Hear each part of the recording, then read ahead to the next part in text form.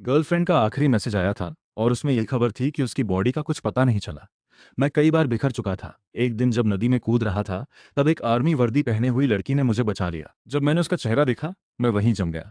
बिल्कुल Shane UA जैसी थी, जैसे एक ही सांचे से निकाली गई हो। यहाँ तक कि आंख के कोने वाला तिल भी बिल्कुल वैसा ही था। उस दिन से मिकाई का चेहरा ही मेरी जिंदगी जीने की एक वजह बन गया। मैंने हजार जतन करके आखिरकार उससे शादी कर ली। शादी की पहली रात वो खिड़की के पास खड़ी रात भर सोचती रही। मैं भी वैसा ही था। उसके बाद के दिनों में मैंने अपनी आंखों से देखा कि उसने अपना सारा प्यार शिया आन को दे दिया। मैंने अपनी प्रमोशन और ट्रेनिंग का मौका तक उसे दे दिया। जब शिया आन को हल्की सर्दी हुई, तो मिकाई ने अपना सारा काम छोड़कर अस्पताल में उसकी देखभाल की और मुझसे कहा कि हर दिन समय पर 3 बार खाना लेकर आऊं। सबको लगता था कि मैं जिंदगी भर मिकाई को छोड़ ही नहीं पाऊंगा। जब मैं शिया अन के लिए न्यूट्रिशन फूड बना रहा था, तभी अचानक शेन यू के साथी की कॉल आई। लिन मो, मैं हूँ लाओ चेन। फोन पर उत्साहित आवाज आई, शेन यू मरा नहीं है, वो जिंदा है। नानचिंग मिलिट्री हॉस्पिटल में है, डॉक्टर बोले कुछ दिनों में होश आ जाएगा। फोन मेरे हाथ से गिर गया। कानों में सन्नाटा गूंज गया। पता नहीं कितनी देर बाद में कांपते हुए मुझे तुरंत इस शादी को खत्म करना था और अपने असली प्यार के पास दौड़ना था। जब मैं मैरिज ऑफिस पहुंचा, वो लोग बंद होने ही वाले थे। ड्यूटी वाला स्टाफ अपना सामान समेट रहा था। मुझे आते देख वो उठा, कोई काम है क्या? मुझे ज़बरदस्ती डिवोर्स के लिए अप्लाई करना है। स्टाफ थोड़ा चौंका। वजह? रिश्ता खत्म हो चुका है, वो किसी और को भूल नहीं पा रही। मैंने थोड़ा रुककर कहा। स्टाफ के चेहरे पर हमदर्दी आ गई। उसने तुरंत एक फॉर्म दे दिया, इसे भर दो। 10 वर्किंग डेज में अप्रूवल मिल जाएगा, डिवोर्स फाइनल हो जाएगा। मैंने ध्यान से फॉर्म भरकर जमा किया तो पूरा शरीर हल्का हो गया, जैसे सालों से दिल पर रखा पत्थर अचानक गायब हो गया हो। मन तो हुआ जश्न मनाऊं। पॉजिटिव जवाब मिलते ही मैंने चैन की सांस ली और हल्के कदमों से घर की तरफ चल पड़ा। पर ये खुशी जल्दी ही गायब हो गई। घर पहुंचने से पहले ही जलने की बदबू आई। दरवाजा खोला तो धुआं मुंह पर आ गया। खांसी छूट गई। किचन में मीकाई का चेहरा काला पड़ा हुआ था। चूल्हे के पास खड़ी थी और शिया आन दर्द से सोफे पर बैठी हाथ पर क्रीम लगा रही थी। कहाँ थे तुम? मीकाई ने तुरंत सवाल दागा। घर से निकले तो चूल्हा भी नहीं देखा। इसी वजह से शिया आन आग बुझाते वक्त हाथ जला बैठी। तभी मुझे याद आया कि कॉल आने पर मैं इतना एक्साइटेड था कि सूप गैस पर ही भूल गया। मुझे ज़रूरी काम था। मैंने बस इतना कहा, तुम्हारा क्या ज़रूरी काम हो सकता है पे खाना बनाने से ज़्यादा? निकाई ने ठंडी हंसी दी। उसकी नज़र में मैं तो बस वो आदमी था जो उसे इतना प्यार करता है कि खुद को भूल बैठा है। उसे लगता था मुझे हर दिन घर में उसका इंतजार करना चाहिए और उसकी वाइट मूनलाइट यानी उसके पहले प्यार की देखभाल करनी चाहिए, एक परफेक्ट पति की तरह। पहले तो सच में ऐसा ही था, पर अब बात अलग थी। मैं शेनियों की बात बताने ही वाला था कि रुक गया। अभी नहीं बता सकता, नहीं तो झमेला हो जाएगा। डिवोर्स अप्रूव होने तक इंतजार करना ही ठीक रहेगा। मुझे चुप देखकर नीक आई और गुस्सा हो गई। गलती की है तो सजा भी भुगतो, बाहर जाकर खड़े रहो पूरी रात। शियान ने बनावटी चिंता दिखाते हुए कहा, आज रात तूफानी बारिश है, लिनमो पूरी रात खड़ा रहेगा तो बीमार पड़ जाएगा। ये तो पति है, इतना दुख भी नहीं झेल सकता क्या? मिकाई ने मेरी तरफ देखा तक नहीं। इसकी लापरवाही की वजह से ही तो तुम्हारा हाथ जला है। मुझे समझ आ गया, असली बात इसी लाइन में छिपी थी। मैं कुछ नहीं बोला, चुपचाप आंगन में चला गया। बारिश तेजी से आई। पहले कुछ बूंदें, फिर तेज होती गई। चेहरे पर लगती तो दर्द होता था। मैं बारिश में खड़ा रहा। खिड़की से शेनी मुझे ढूंढते हुए आई थी। कुछ नहीं बोली, बस मेरा हाथ हल्के से सहलाया। रोना बंद करो, वो मुस्कुराते हुए बोली, मैं तुम्हें सिखाऊंगी। फिर सच में उसने मुझे पूरे 3 महीने पढ़ाया, जब तक मैं पूरी क्लास में टॉप नहीं कर गया। सक्सेस पार्टी में उसने टेबल के नीचे चुपके से मेरा हाथ पकड़ा, हंसते हुए बोली, मेरा लिनमो कितना काबिल है।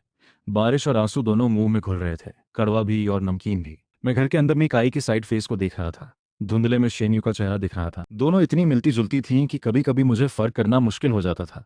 कभी शियान ने अचानक मीकाई को धक्का देकर अलग किया। ऐसा मत करो, लिन मो देखेगा तो बुरा लगेगा। अगर उसने डिवोर्स की जिद पकड़ ली तो? मिकाई ने खिड़की से बाहर एक नज़र डाली, बेपरवाह लहजे में। शादी से पहले ही मैंने उसे बता दिया था कि मुझ तुम पसंद हो। उसे पता है, वो खुद ही संभाल लेगा। फिर रुककर पूरे विश्वास के साथ बोली, और डिवोर्स की बात करें तो दुनिया में सब छोड़ दें, वो कभी नहीं छोड़ेगा। ये सुनकर मेरे होठों पर एक मुस्कान आ गई। वो गलत थी, बहुत गलत। बारिश तेज होती गई। मेरे कपड़े कब के भीग चुके थे, बदन से चिपके हुए, बर्फ जैसे ठंडे। मेरा होश धुंधलाने लगा, आंखों के सामने अंधेरा छाने लगा। फिर भी मैं जिद पर अड़ा खड़ा रहा, जब तक आसमान में उजाला नहीं फूट गया। आखिरकार मैं बर्दाश्त नहीं कर पाया और धड़ाम से गिर पड़ा। बेहोश होने से पहले मुझे लगा किसी ने मुझे उठाया। एक गर्म तौलिया मेरे चेहरे पर फिरा, बहुत नरमी से। मैंने बेसुध हालत में उस हाथ को पकड़ लिया। आखिर तुम वापस आ गई, आयुए। वो हाथ अचानक अकड़ गया। अगले पल मीकाई की ठंडी आवाज सिर के ऊपर से आई, ये आयुए कौन है? मैंने आंखें खोल दी। मीकाई की जचती हुई नजरों से नजर मिली। दिल एक धड़कन चूक गया। मैंने खुद को संभालते हुए कहा, बस नींद में कुछ बोल रहा था। मीकाई बेड के पास खड़ी, ऊपर से देखते हुए, भौहें हल्की सी सिकोड़ी। उसे तो पता ही नहीं था कि आयुए नाम कोई है, तो उसने सोच लिया कि ये बस सपने में बोला हुआ कोई रैंडम नाम है। उसने ज्यादा नहीं सोचा, हाथ बढ़ाकर मेरा माथा छू के देखा। बुखार उतर चुका था एकदम करके। ठंडे लहजे में बोली, उठ जाओ, तैयार हो जाओ, आज शियान का वेन गोंग ट्रूप में परफॉर्मेंस है। उसने तुम्हें टिकट दी है, धन्यवाद के तौर पर। तुमने पहले उसके लिए सूप बनाया था ना? मैंने पलकें झुका ली, आंखों में जो भाव थे। मैं डिवोर्स अप्रूव होने से पहले कोई नई झंझट नहीं चाहता था, इसलिए चुपचाप सिर हिलाकर कपड़े बदलने चला गया। रास्ते में वैन गॉन्ग ट्रूप जाते वक्त निकाई ने अचानक ब्रेक लगाई, एक फूलों की दुकान के आगे रुक गई। वो गाड़ी से उतरकर सीधे दुकान में चली गई। मैं कार की खिड़की से देख रहा था, उसकी लंबी उंगलियां पंखुड़ियों को हल्के से छू रही थीं। आखिर में उसने ऑर्किड फूल चुना, शियान का सबसे पसंदीदा फूल। उसने खास तौर पर हल्के बैंगनी रंग का रैपिंग पेपर भी चुना, क्योंकि शियान ने कभी कहा था कि बैंगनी रंग रोमांटिक होता है। मैं चुपचाप देख रहा था, दिल में कोई हलचल नहीं थी। कभी मैंने मीकाई के करीब आने के लिए उसकी पसंद नापसंद पूरी तरह पता कर ली थी। मुझे पता था वो ठंडी और खूबसूरत है, मुझे पता था वो एकदम परफेक्शनिस्ट है, पर ये पता नहीं था कि वो किसी के लिए इतने मन से फूल भी चुन सकती है। मीकाई फूल लेकर गाड़ी में वापस आई। मैंने मुंह मोड़कर खिड़की से बाहर देखा। बाहर का नज़ारा तेजी से पीछे छूट रहा था, बिल्कुल वैसे ही जैसे इन सालों में उसकी ज़िंदगी में मेरी जगह थी, हमेशा बैकग्राउंड में। वेन गॉन्ग ट्रूप के गेट पर शियान ने मीकाई को देखते ही आंखें चमका दी। परफॉर्मेंस के कपड़ों में वो एक तितली जैसी लग रही थी, सीधे मीकाई के गले लग गई। मीकाई के होठों पर हल्की मुस्कान आई, फूल उसे दे दिए। परफॉर्मेंस अच्छी रही, शियान ने फूल लेते हुए खुलकर मुस्कुराई। फिर से खर्चा किया तुमने? मीकाई कुछ नहीं बोली, बस हाथ बढ़ाकर उसके बाल ठीक किए। दोनों बेधड़क होकर बातें करने लगी, यहाँ तक कि शियान ने कोने से मुझे देखा तो बस औपचारिकता से सिर हिला दिया, मानो हेलो बोल रही हो। मुझे कोई फर्क नहीं पड़ा। मैं मुड़कर ऑडियंस की सीट की तरफ जाने ही वाला था कि टीवी चैनल का रिपोर्टर कैमरा लेकर आ गया। शिया कॉमरेड, क्या हम आपका इंटरव्यू ले सकते हैं? शियान ने प्यारी सी मुस्कान के साथ हामी भरी। रिपोर्टर ने परफॉर्मेंस के बारे में कुछ सवाल पूछे, फिर उसकी नज़र मी काई के हाथ में फूलों पर पड़ी। आंखें चमक उठीं। ये आपके पार्टनर है ना? वाह, आपका करियर तो बढ़िया चल ही रहा है, साथ में इतना कैरिंग पार्टनर भी है। रिपोर्टर ने माइक मी काई की तरफ बढ़ाया। शिया कॉमरेड के पार्टनर होने के नाते आप स्टेज पर जाने वाली इन्हें क्या कहना चाहेंगी? मिकाई ने माइक लिया, नज़र शियान पर टिकाए, आवाज़ गहरी और पक्की। मेरे दिल में तुम हमेशा सबसे चमकता सितारा हो, बेफिक्र होकर उड़ो, चाहे कुछ भी हो, मैं हमेशा तुम्हारे पीछे खड़ी हूँ। मैं कोने में खड़ा, कई साल पहले शेनियो ने भी मुझसे यही कहा था, ऐसा याद आ गया। परफॉर्मेंस खत्म होने के बाद शियान ने मी काई को गले लगा लिया। तुमने अभी मना क्यों नहीं किया? हम तो उस टाइप के रिलेशन में नहीं है ना? उसने इशारे से मेरी तरफ देखा। लिन मो तो अभी भी यहीं है, उसने सुना होगा तो बुरा लगा होगा, जाकर उसे मनाना चाहिए तुम्हें। मिकाई ने अब मेरी तरफ देखा, आंखों में बेपरवाही। कोई ज़रूरत नहीं है। वो शियान का हाथ पकड़कर चली गई। जैसे ही हम बैक स्टेज पहुंचे, अचानक बिजली चमकी, एक काला साया दिखा, एक चंडेलियर सीधा शियान की तरफ गिरने लगा। मिकाई ने बिना सोचे स्टेज पर छलांग लगाई, शियान को पूरी ताकत से धक्का देकर गिरा दिया, अपने शरीर से उसे बचाया। चंडेलियर उसकी पीठ पर गिरा, कांच के टुकड़े चीरते हुए उसकी वर्दी को खून से लाल कर गए। पूरा माहौल अफरा तफरी में था। जल्दी ही निकाई को इमरजेंसी ऑपरेशन थिएटर में ले जाया गया। मैंने फैमिली मेंबर की तरह साइन करके निकलने ही वाला था कि नर्स ने आवाज़ लगाई, मिटवान झांग बार बार आपका नाम ले रही हैं, जल्दी जाकर देख लीजिए। मैं थोड़ा चौंक गया, ऑपरेशन थिएटर में गया। निकाई का चेहरा पीला पड़ा था, माथे पर ठंडा पसीना था, पर एक पल के लिए वो अजीब तरह से होश में थी। उसने मेरी कलाई कसकर पकड़ ली, आवाज़ टूटी टूटी, शियान का ख्याल रखना, पता नहीं कब होश आएगा मुझे। वो अंधेरे से डरती है, डरपोक है, तुम एक पल भी उसे अकेला मत छोड़ना। उसकी परेशान हालत देखकर अचानक याद आया कि शेन यू भी ऐसी ही थी। जब मुझे तेज़ बुखार था, वो आंखें लाल किए 3 दिन रात मेरे पास बैठी रही थी, यहाँ तक कि सिटी से एक्सपर्ट डॉक्टर बुलवाने के लिए अपनी जान पहचान तक इस्तेमाल कर ली थी। किसी से प्यार करने पर शायद हर इंसान ऐसा ही हो जाता है। मैंने सिर हिला दिया। अगले कुछ दिन मैंने लगभग 3 दिन रात आंखें बंद नहीं की। मैं मशीन की तरह दोनों वार्ड्स के बीच चक्कर लगाता रहा। मीकाई का चेहरा पोंछता, शियान की ड्रिप की स्पीड चेक करता। सब मुझे आइडियल फैमिली मेंबर कहते, पर सिर्फ मुझे पता था कि मैं तो बस डिवोर्स रिपोर्ट आने का इंतजार कर रहा था। आखिरी दिनों में बेड पर लेटी मीकाई अचानक हिली। मैं तौलिया छोड़कर भागा, पर उसकी आंख खुलते ही पहला सवाल था, शियान कहाँ है? मैंने कई दिन से सोया न होने की वजह से थकी हुई आवाज़ में शांति से कहा कि वो होश में आ चुकी है, बगल वाले वार्ड में। मीकाई ने भौहें सिकोड़ी। मैंने कहा था ना, उसका ख्याल रखो। तुम यहाँ क्यों आए? मुझे चुप देखकर उसका लहजे और ठंडा हो गया। वो अंधेरे से डरती है, कमजोर है, तुम उसे अकेला कैसे छोड़ सकते हो? इतना छोटा काम भी नहीं कर पाते। किस काम के हो तुम? ये कहते हुए उसने मुझे जोर से धक्का दिया। कंबल हटाकर उठने ही वाली थी। मेरा माथा मेज के कोने पर जोर से लगा, तेज दर्द उठा, गर्म खून माथे से बहने लगा। मीकाई पलटकर भी नहीं देखी, तेज कदमों से चली गई। उसे तो पता भी नहीं चला कि मैं घायल हो गया हूँ। मैं मेज पकड़कर धीरे धीरे उठा, हाथ से खून पोंछा, चुपचाप नर्स स्टेशन की तरफ चला गया। डिवोर्स अप्रूवल आने ही वाला था। घाव ठीक करवाने के बाद मैं घर आकर सामान पैक करने लगा। अलमारी के सबसे अंदर एक डिब्बा था, जिसमें इन सालों में मीकाई को दिए गए तोहफे करीने से रखे थे। पिछले साल जन्मदिन की घड़ी, जिसका डायल धूल से ढका था। उससे पिछले साल एनिवर्सरी वाला पेन, जिसकी स्याही तक नहीं निकाली गई थी। पहली एनिवर्सरी पर चुपके से खरीदा गया स्वेटर, जिसका टैग तक नहीं हटाया गया था। मैंने सब कूड़ेदान में फेंक दिया। 2 दिन सामान समेटने के बाद फ़ोन बजा। मीकाई की आवाज़ आई, एक बार अस्पताल आ जाओ, मेरा सामान समेट दो, मैं डिस्चार्ज हो रही हूँ। मैंने हम कहकर जैकेट उठाई और निकल गया। पार्किंग में मैंने अभी अभी सामान जीप की डिक्की में रखा ही था कि गार्ड दौड़ता हुआ आया। शिया कॉमरेड को उनकी माँ वाला अरेंज्ड मीटिंग वाला लड़का घेरे हुए है। मीकाई का चेहरा तुरंत बदल गया। उसने एक्सीलेटर दबाया। गाड़ी तीर की तरह निकल गई। मैं झटके से सीट पर जा गिरा, फिर भी बोल दिया, धीरे चलाओ। पर मीकाई ने अनसुना कर दिया। गाड़ी शिया आन के घर के आगे तेज ब्रेक के साथ रुकी। टायर की चीखने की आवाज गूंज उठी। मीकाई लगभग कूद कर उतरी। आर्मी बूट्स पत्थर के रास्ते पर धम धम बजने लगी। मैं गाड़ी के दरवाजे को पकड़े खड़ा था। आंखों के सामने अंधेरा छाया हुआ था। मैंने देखा, दूर एक भड़कीले मेकअप वाली औरत शिया आन की कलाई पकड़कर जबरदस्ती बाहर घसीट रही थी। शिया आन की सफेद शर्ट सिकुड़ी हुई थी। चेहरे पर आंसुओं के शान थे। मिकाई ने जोर से चिल्लाकर आगे बढ़ते हुए उस औरत की गाल पर जोरदार थप्पड़ मारा। वो पीछे लड़खड़ा गई। गाल तुरंत सूज कर लाल हो गया। शिया आन ने मीकाई के कमजोर कंधे को कर लिया। कांपते हुए बोली, माँ जबरदस्ती अरेंज्ड मीटिंग करवा रही थी, मुझे वो पसंद नहीं, मेरे दिल में सिर्फ तुम हो। मीकाई ने उसे कसकर पकड़ लिया। आंखें डरावनी तरह से गहरी हो गईं। डरो मत, मैं अभी तुम्हारी माँ से बात करने ले जा रही हूँ तुम्हें। वो शिया आन को लेकर मुड़कर चलने लगी। मुझे चक्कर आ रहा था, फॉलो करने ही वाला था कि उस अरेंज्ड मीटिंग वाली औरत ने मुझे पकड़ लिया। वो लड़की तेरी क्या लगती है? उसने मेरा पति छीना तो अब एक आदमी मुझे देना पड़ेगा। तू ठीक ही रहेगा। मैं पूरा जकड़ गया। छूटने की कोशिश करते हुए मीकाई को आवाज लगाई, पर मीकाई तो शिया आन को लेकर गाड़ी में बैठ चुकी थी। मुड़कर भी नहीं देखा। इंजन की गड़गड़ाहट, गाड़ी निकल। मैं जोर लगाकर छूटा। लड़खड़ाते हुए गाड़ी की तरफ दौड़ा। एक जूता भी छूट गया। एक धमाके जैसी आवाज आई। तेज दर्द उठा। मैं हवा में उछल गया। मैं सड़क किनारे सीढ़ियों पर जोर से गिरा। खून तुरंत बहने लगा। धूल हरी सड़क पर एक बड़ा लाल काला निशान बन गया। गाड़ी धूल उड़ाते हुए निकल गई। एग्जॉस्ट की गंध के साथ मेरी धुंधली होती नजर और धुंधली हो गई। मैं खून में लेटा नीले आसमान को देख रहा था। धीरे धीरे अंधेरा छाता गया। जब दोबारा होश आया, माथे पर अब भी ठंडा पसीना था। पसलियों का दर्द इतना था कि सांस लेना भी मुश्किल था।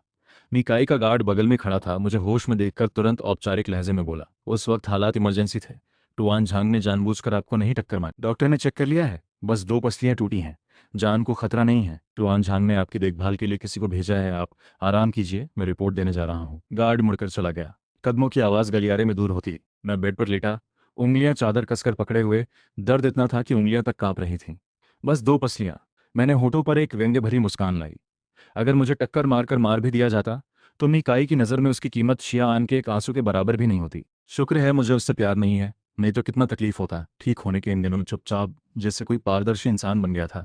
कोई मुझसे मिलने नहीं आया, मिकाई भी नहीं आई। मुझे कोई हैरानी नहीं हुई। बस रोज समय पर दवा लेता रहा, जब तक डॉक्टर ने डिस्चार्ज का ऐलान नहीं कर दिया। डिस्चार्ज वाले दिन मैं सीधे घर नहीं गया, बल्कि डिपार्टमेंट स्टोर चला गया। मुझे शेन यू से मिलने जाना था, कोई तोहफा लेकर जाना था। Ladies watch, pen, perfume. मैंने ध्यान से चुना। हर एक चीज शेन यू की पुरानी पसंद के हिसाब से थी। बिल भरते वक्त मेरा मूड काफी हल्का था। ध्यान भी नहीं दिया कि पीछे कोई आ गया है। तुम मेरे लिए इतना सामान क्यों खरीद रहे हो? एक ठंडी सी आवाज पीछे से आई। पलट कर देखा तो मिकाई खड़ी थी। भौहें हल्की सिकोड़ी हुई, नजर मेरे हाथ में बैग्स पर टिकी हुई। ये सब मेरे पास पहले से है, मुझे तुम्हारे खरीदे हुए की जरूरत नहीं। उसका लहजा अब भी ठंडा था, पर आंखों में एक अजीब सी उलझन दिख गई। उसे उम्मीद नहीं थी कि जिसे उसने घायल करके अस्पताल में छोड़ दिया, वो डिस्चार्ज के बाद सबसे पहले उसी के लिए तोहफे खरीद रहा है। ये तो सच में मुझसे इतना प्यार करता है। उसे लगा मैंने इसे इतना तकलीफ दी, फिर भी अस्पताल में छोड़े जाने के बाद पहला काम मेरे लिए तोहफे खरीदना। मैं मुंह खोलकर बताने ही वाला था कि ये चीजें उसके लिए नहीं है, तभी दुकान वाला आ गया और मीकाई की पहले से बुक की चीजें काउंटर पर रख दी। एक मेन स्टाई, कोलोन की बोतल, रेजर, सब शियान की पसंद की चीजें। मैंने एक नज़र देखी, कोई एक्सप्रेशन नहीं दिया, नजर हटा ली। मीकाई ने देखा मैं इन चीजों घूर रहा हूँ। न जाने क्यों बोल पड़ी, ये पहले से बुक करनी पड़ती हैं। अगर तुम्हें पसंद हो तो अगली बार तुम्हारे लिए भी खरीद दूंगी। मैं मुस्कुरा दिया, जरूरत नहीं, अब कोई अगली बार नहीं होगी, मैं जल्दी ही जाने वाला हूँ। मिकाई ने भौहें सिकोड़ी। मेरे रिएक्शन से थोड़ी हैरान लगी, पर आखिर मैं कुछ नहीं बोली। वापसी में मिकाई ने पहली बार खुद मुझे छोड़ने की पेशकश की। घर के दरवाजे पर पहुंचते ही उसने एक लिफाफा थमाया। मैंने खोला तो नान चेन की ट्रेन टिकट थी। मिकाई ने एक नज़र देखी, चेहरे का रंग थोड़ा बदला। तुमने खरीदी? मैंने शांति से जवाब दिया। मिकाई थोड़ी रुककर सोचकर कि मैं घर जा रहा हूँ, लहजा नरम करते हुए बोली, कब जा रहे हो? अगले हफ्ते। मैं तुम्हारे लिए कुछ सामान तैयार करवा देती हूँ ले जाने के लिए। वो बेपरवाही से बोली, मैं नहीं आऊंगी, मिलिट्री का काम बहुत है, टाइम नहीं है। शादी से लेकर आज तक वो एक बार भी मेरे साथ मेरे घर नहीं गई थी। पहले मुझे फर्क नहीं पड़ता था, उसका न जाना ही बेहतर लगता था, राज खुलने से बच जाता। अब जब जाना ही है तो और भी फर्क नहीं पड़ता। मैंने बस सिर हिलाया, कुछ और नहीं बोला। पर जैसे ही मैं मुड़कर अंदर जाने लगा, पैर मुड़ गया। मैं आगे गिरने लगा। मिकाई ने फुर्ती से मेरी कलाई पकड़ ली, खींच कर वापस मोड़ दिया। मैं अचानक उसके ऊपर गिर गया। मेरा गाल उसकी ठुड्डी से रगड़ गया। दोनों एक पल के लिए ठिठक गए। तुम लोग क्या कर रहे हो? एक गहरी आवाज अचानक गूंजी। शियान थोड़ी दूर खड़ी हमें घूर रही थी। मिकाई ने लगभग तुरंत मुझे छोड़ दिया।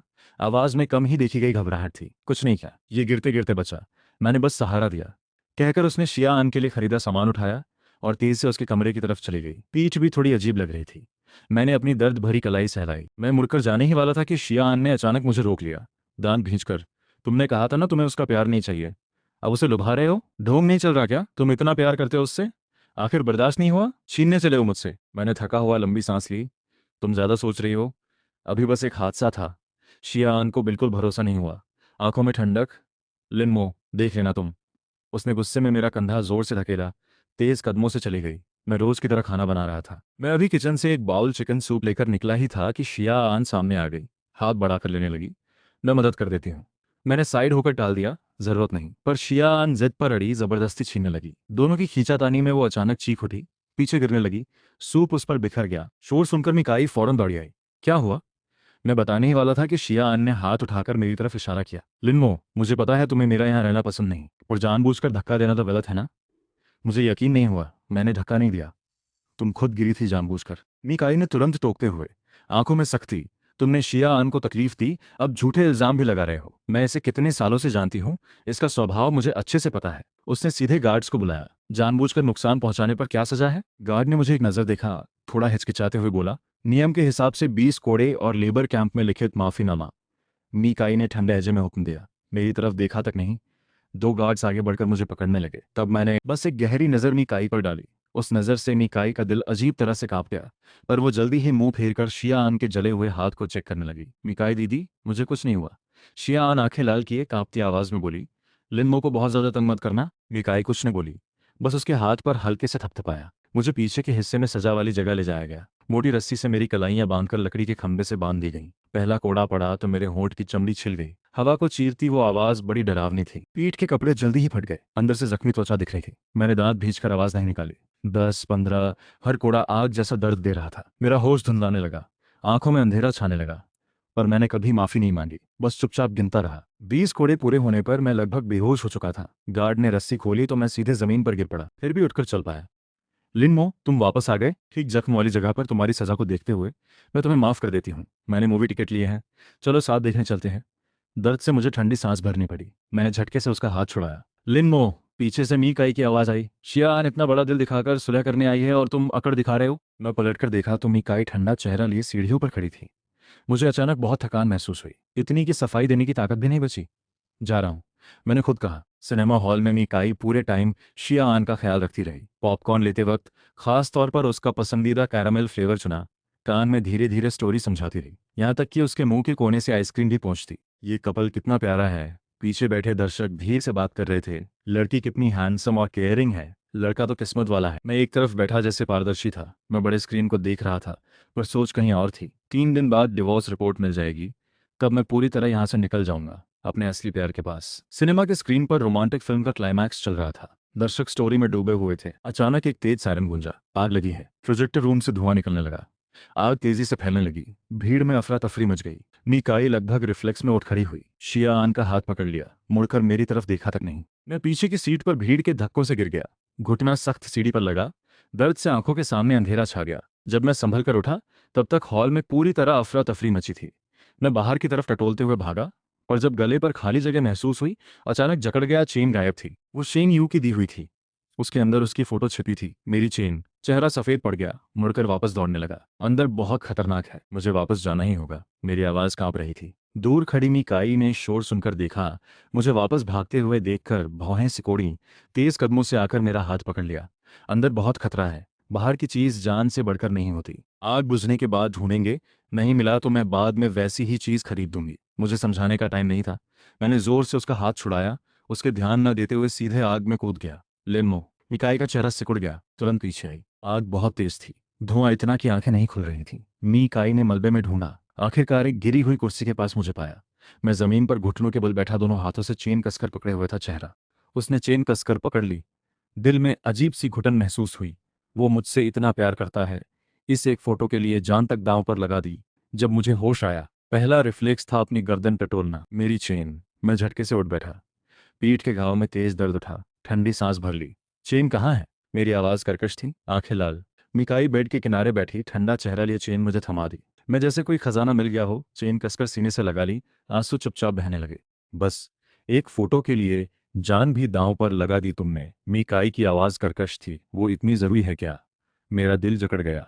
मुझे नहीं पता था कि मीकाई ने फ़ोटो देख ली है, पर उसके एक्सप्रेशन से लग रहा था जैसे उसने शेन यू को खुद ही समझ लिया। बहुत ज़रूरी है, मेरी जान है, मैंने धीरे से कहा। शेन यू के जाने के बाद इन सालों में मैं बस इसी फ़ोटो के सहारे जिंदा रहा हूँ। मीकाई मिश्रित भावों के साथ मुझे देखती रही। दिल में हलचल थी।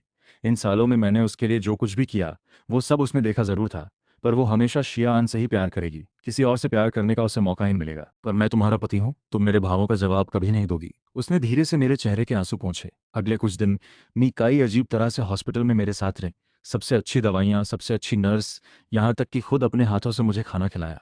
एक हफ्ते बाद मीकाई मुझे घर ले गई फैमिली डिनर के लिए। टेबल पर मीमा ने अचानक पूछा, तुम लोग बच्चा का प्लान कर रहे हो? मीकाई ने सिर हिलाया। तैयारी चल रही है। मुझे यकीन नहीं हुआ। मैंने उसकी तरफ देखा। वापसी में मैंने आखिरकार पूछ ही लिया, तुम्हें शियान पसंद है ना? अगर मुझसे बच्चा हुआ तो उसे बुरा नहीं लगेगा? मेरा उसके साथ बच्चा होने का कोई सवाल ही नहीं। मीकाई सामने देखते हुए शांति से बोली, मुझे पता है तुम मुझसे बहुत प्यार करते हो, पर मैं तुम्हें कभी पसंद नहीं करूंगी। मैं तुम्हें ऐसे ही अधूरा नहीं रखना चाहती, इसलिए तुम्हें एक बच्चा देना सबसे अच्छा मुआवजा होगा। उसने रुककर कहा, शियान को मैं मना लूंगी। कल मेरी छुट्टी है, जल्दी घर आ जाऊंगी। शादी की रात की कमी पूरी कर दूंगी। मैंने उंगलियां कस लीं। कुछ नहीं बोला। जरूरत नहीं, मैंने कहा। कल डिवोर्स रिपोर्ट आ जाएगी, मैं चला जाऊंगा। मिकाई रोज की तरह टुआन ऑफिस चली गई। मैं भी उसके पीछे घर से निकला। मैं मैरिज ऑफिस गया। अभी अभी अप्रूव हुई डिवोर्स रिपोर्ट लेकर सीधे वेन गॉन ट्रू पहुंचा, शियान के पास। शियान मुझे देखकर हैरान रह गई। तुम यहाँ कैसे? मैंने सीधे कहा, मिकाई ने बताया होगा तुम्हें, वो मुझे बच्चा देने वाली है। शियान का चेहरा सफेद पड़ गया। दरवाजे की चौखट कसकर पकड़ ली। तुम शेखी बघारने आए हो? मैंने सिर हिलाया। मुझे ये बच्चा नहीं चाहिए, तुम उसकी जगह ले लो। मैंने देखा है इन सालों में तुम्हारे माता पिता का रवैया भी नरम पड़ा है। अगर मीकाई से तुम्हारा बच्चा हुआ तो शायद वो तुम्हारे रिश्ते को मान ले। मैंने शांति से कहा। शियान होठ काटते हुए आंखों में उलझन के साथ आखिरकार सिर हिलाया। मुझे मीकाई दीदी पसंद है, पर मैं तीसरी नहीं बनना चाहती। तुम तीसरी नहीं हो। मैंने बैग से डिवोर्स रिपोर्ट निकाली। मैं और मीकाई डिवोर्स ले चुके हैं। सफ़ेद कागज़ पर लाल मोहर साफ दिख रही थी। शियान कांपते हाथों से रिपोर्ट पकड़ी। यकीन नहीं होते हुए ऊपर देखा। कब अप्लाई किया तुमने? तुम्हें तो उससे इतना प्यार था ना? मैंने हल्की मुस्कान दी। कभी प्यार नहीं था। फिर उससे शादी क्यों की? शियान बेचैनी से पूछी, इतनी तकलीफ क्यों झेली? मैं कुछ नहीं बोला। बस घड़ी देखी, तैयार हो जाओ मिकाई, शाम को। ये तुम दोनों के लिए सबसे अच्छा मौका है। शियान दांत भींचकर आंखों में उलझन के साथ आखिरकार सिर हिला दिया। रात होते ही मिकाई समय पर घर पहुंची। दरवाजा खोलते ही देखा मैं बेड के किनारे बैठा हूँ। हल्की पीली लाइट में मेरा चेहरा नरम लग रहा था। मैं आ गई। वो थोड़ी अजीब सी बोली। आज रात जो होने वाला था उसे सोचकर उसकी आंखों में हल्की शर्म थी। मैंने सिर उठाया, होठों पर हल्की मुस्कान। पहले नहा लो। मिकाई ने सिर हिलाया, मुड़कर बाथरूम में चली गई। पानी की आवाज़ आते ही मैंने धीरे से लाइट बंद कर दी। कमरा अंधेरे में डूब गया। बस बाथरूम के दरवाजे की दरार से हल्की रोशनी आ रही थी। मैं हल्के कदमों से गेस्ट रूम गया। शियान के दरवाजे पर दस्तक दी। शियान ने जल्दी दरवाज़ा खोला। वो धीरे से पूछी। आवाज़ में यकीन न होने वाला भाव था। मैंने डिवोर्स रिपोर्ट उसके हाथ में थमा दी। तुम दोनों खुश रहो। शियान के बिस्तर में घुसते ही मैंने आखिरी बार इस घर को देखा। सूटकेस उठाकर बिना मुड़े निकल गया। अलविदा मिकाई, मैं अपने असली प्यार के पास जा रहा हूँ। बाथरूम में पानी की आवाज़ गूंज रही थी। शियान को अभी यकीन नहीं हो रहा था कि मैंने मीकाई को इस तरह उसे सौंप दिया। इतने सालों में मैंने जो कुछ किया वो सब मीकाई से गहरे प्यार की निशानी लग रहा था। यहाँ तक कि उसका प्यार न मिलना भी बर्दाश्त कर लिया। ये सोचकर शियान के दिल में कुछ हिला। उसने दराज में रखी डिवोर्स रिपोर्ट फिर देखी। नाम सही होने की तसल्ली की। उसका दिल उत्साह से भर गया। आज रात के बाद वो और मी काई आखिरकार साथ आ जाएंगे। बाथरूम का पानी बंद हो गया। शियान घबराकर बिस्तर में छिप गई। लाइट बंद कर दी। अंधेरे में मी काई को कुछ दिख नहीं रहा था। वो रिफ्लेक्स में लाइट जलाने ही वाली थी कि एक दबी हुई आवाज आई, लाइट मत जलाओ। मिकाई का हाथ एक पल रुक गया। सोचा शायद ठीक ही है। जिसे वो प्यार करती है वो तो लिन्मो है ही नहीं। फिर उसका चेहरा देखने की क्या जरूरत। उसने बस तौलिया लपेटा, बिस्तर पर चढ़ी, कंबल हटाकर नीचे लेटे इंसान को गले लगाया। जब गहरे किस में डूबते हुए दूसरे की दबी सांसें सुनी तो उसके दिमाग में न जाने क्यों लिन्मो का चेहरा आ गया। इस वक्त लिन्मो कैसा महसूस कर रहा होगा, ये सोचकर कि लिन्मो उससे इतना प्यार करता है कि एक फोटो के लिए जान तक दांव पर लगा दी, तो अभी लिन्मो का दिल भी शायद उसी तरह भरा। मिकाई को लगा जैसे दिल में कुछ गुदगुदी सी हो रही है, जैसे किसी चीज का इंतजार हो रहा हो। उसने खुद से कहा, वैसे भी एक बार में तो कंसीव नहीं होगा, बाद में और कोशिश करनी पड़ेगी। क्या हर बार लाइट बंद करके करना पड़ेगा? खुद को समझाकर उसने रुककर कहा, मैं लाइट जलाती हूँ। उसे लगा लिन्मो खुश होगा, पर वो साया अचानक उसका हाथ पकड़कर रोक दिया। आवाज भी थोड़ी अजीब, हल्की सी शियान सी। निकाई की भौहें सिकुड़ गईं। कुछ गड़बड़ लगी। क्या लिन्मो की आवाज ऐसी होती है? बिना नीचे वाले की परवाह किए वो उठी, तुरंत लाइट जला दी। कमरा अचानक रोशन हो गया और उसने देखा बिस्तर पर लिन्मो नहीं बल्कि शियान थी। वो कंबल से खुद को ढके, नजरें चुराते हुए। तुम मेरे कमरे में क्यों हो? उसने तुरंत पूछा। शायद अपनी आवाज का सख्त लहजा महसूस करके निकाई ने जोड़ा, लिन्मो चाहे जो भी हो वो पति है। अगर ऐसी बात बाहर गई तो मेरी इज्जत पर आंच आएगी। शिया आन कंबल में लिपटी उसकी बात में छिपी गड़बड़ी नहीं समझी। उसने धीरे से कहा, मुझे तुम्हारी चिंता पता है, पर लिनमो अब पति नहीं रहा, इसलिए मैं उसकी जगह आई। मुझे देखकर खुश नहीं हो क्या? मीकाई को समझ नहीं आया शिया आन क्या कह रही है। लिनमो पति नहीं रहा का मतलब क्या? वो तो अभी हाल ही में मिले थे। पर शिया आन ने मीकाई की उलझन देख ली। उसने दराज से वो डिवोर्स रिपोर्ट निकाली जो मैंने उसे दी थी, आगे बढ़ाई। तुम्हें ये नहीं पता क्या मीकाई दीदी, तुम और लिनमो डिवोर्स ले चुके हो, अब कोई रिश्ता नहीं है। मीकाई को जैसे बिजली गिरी हो। मेरे और उसके डिवोर्स की खबर इस वक्त शिया आन के उसके साथ बिस्तर में होने से भी ज्यादा हैरान कर देने वाली थी। उसने झटके से शिया आन के हाथ से डिवोर्स रिपोर्ट छीनी, तेजी से खोली। कागज पर लिनमो और मीकाई दोनों के नाम देखकर वो वहीं जड़ हो गई। मैं सच में उससे डिवोर्स ले चुकी हूँ और मुझे पता भी नहीं चला। आखिर ऐसा क्यों हुआ? मैं तो उससे इतना प्यार करती हूँ, जान तक दांव पर लगा सकती हूँ, फिर अचानक डिवोर्स कैसे हो गया? काफी देर तक चुप खड़ी रहने के बाद मीकाई ने शिया आन की आवाज सुनी। क्या हुआ मीकाई दीदी? तुम्हें तो खुश होना चाहिए, आखिर उस अनचाहे इंसान से छुटकारा मिला। अब हम साथ रह सकते हैं, बस पहले बच्चा हो जाए तो दोनों परिवार मान ही जाएंगे। उसके चेहरे पर मीठी मुस्कान थी। मीकाई का हाथ पकड़कर वापस बिस्तर पर ले गई। उसके होठों को चूमने लगी। जो अभी अधूरा रह गया था वो पूरा करना चाहती थी, पर मीकाई ने झटके से शिया आन को धक्का दिया। अपने कपड़े उठाकर दरवाजे से बाहर भाग गई। लिनमो, वो घबराई हुई जल्दी में कपड़े गलत बटन में लगाकर पहन ली, पर हर कमरा छानने के बावजूद उसे मेरी परछाई तक नहीं मिली। यहाँ तक कि उसे तब एहसास हुआ कि मेरा सारा सामान भी गायब है। इसका मतलब मैंने ये फैसला अचानक नहीं लिया, बल्कि पहले से ही जाने की सोची थी। पर आखिर क्यों? वो लिविंग रूम में खड़ी सोचती रही। उसने कभी सोचा ही नहीं था कि एक दिन मैं उससे डिवोर्स लूंगा, चाहे वो हो या कोई और। सबको लगता था मैं उसे हड्डी मांस से प्यार करता हूँ। नहीं तो कैसे बर्दाश्त कर सकता था कि उसके दिल में शिया आन के होते हुए भी मैंने शादी की, बस उसके साथ रहने के लिए। एक अजीब सा उलझा हुआ भाव उसके दिल में उठने लगा। जल्दी में बाहर आते हुए मिकाई ने अचानक कुछ याद आया। शिया आन का कंधा पकड़ लिया। क्या लिनमो ने ये डिवोर्स रिपोर्ट तुम्हें दी? उसने तुमसे और क्या कहा? आखिर उसने मुझसे डिवोर्स क्यों लिया? वो अभी कहाँ है? वो जोर से चिल्लाई। पहले जैसी नरमी बिल्कुल गायब थी। शिया आन का कंधा दर्द से टीसा। वो हैरान होकर उसकी तरफ देखी। लिनमो ने ही मुझे डिवोर्स रिपोर्ट दी, पर उसने बस इतना कहा कि तुम दोनों का अब कोई रिश्ता नहीं, इसलिए मैं यहाँ आई। मी काई दीदी, तुम आखिर करना क्या चाहती हो? लिनमो के लिए इतना बेचैन क्यों हो? तुमने मुझे इतनी जोर से पकड़ा, दर्द हो रहा है। उसकी भौएं सिकुड़ी। मी काई डरकर रह गई। उसने हाथ छोड़ा, पर समझ नहीं आया कहाँ रखे। सच में मैं इतनी बेचैन क्यों हो रही हूँ? मुझे तो उससे प्यार नहीं है ना। यहाँ तक कि आज रात की बात भी बस शिया आन को मुआवजा देने के लिए थी। अब वो खुद चला गया है, बस आगे बढ़ते रहना है। अगर शिया आन से बच्चा हो गया तो दोनों परिवार चाहे जो भी करे, उन्हें अलग नहीं कर पाएंगे। पर शिया आन के उम्मीद भरे चेहरे को देखकर निकाई को कोई दिलचस्पी महसूस नहीं हुई। वो देर तक चुप रहकर सामने वाले को धकेलकर बोली, माफ करना शिया आन, अभी मेरा मूड नहीं है, तुम आराम करो। शिया आन के चेहरे की मुस्कान धीरे धीरे गायब हो गई। क्या ये लिन मो की वजह से है? मिकाई को समझ नहीं आया क्या जवाब दे, चुप रही। पर उसकी इस चुप्पी से शिया आन को और यकीन हो गया अपने शक पर। वो दुखी होकर बोली, मिकाई दीदी, तुम्हें लिन मो से प्यार हो गया है क्या? ऐसा कैसे हो सकता है? उसने रिफ्लेक्स में इनकार किया। वो मुझसे प्यार कैसे कर सकता है? मेरे दिल में तो सिर्फ तुम हो। बस अभी लिन मो के अचानक डिवोर्स लेने से मुझे थोड़ा वक्त चाहिए संभलने का। उसने सफाई दी। अगर तुम्हें उससे प्यार नहीं तो अभी मुझे मना क्यों कर रही हो? बस एक बार बच्चा हो जाए तो फिर हम कभी अलग नहीं होंगे। अभी सबसे अच्छा मौका है ना मिकाई दीदी। शियान जिद पर अड़ी हुई। आंखें लाल, लगता था अगले पल आंसू गिर जाएंगे। उसकी ये हालत देखकर मिकाई का दिल पसीज गया।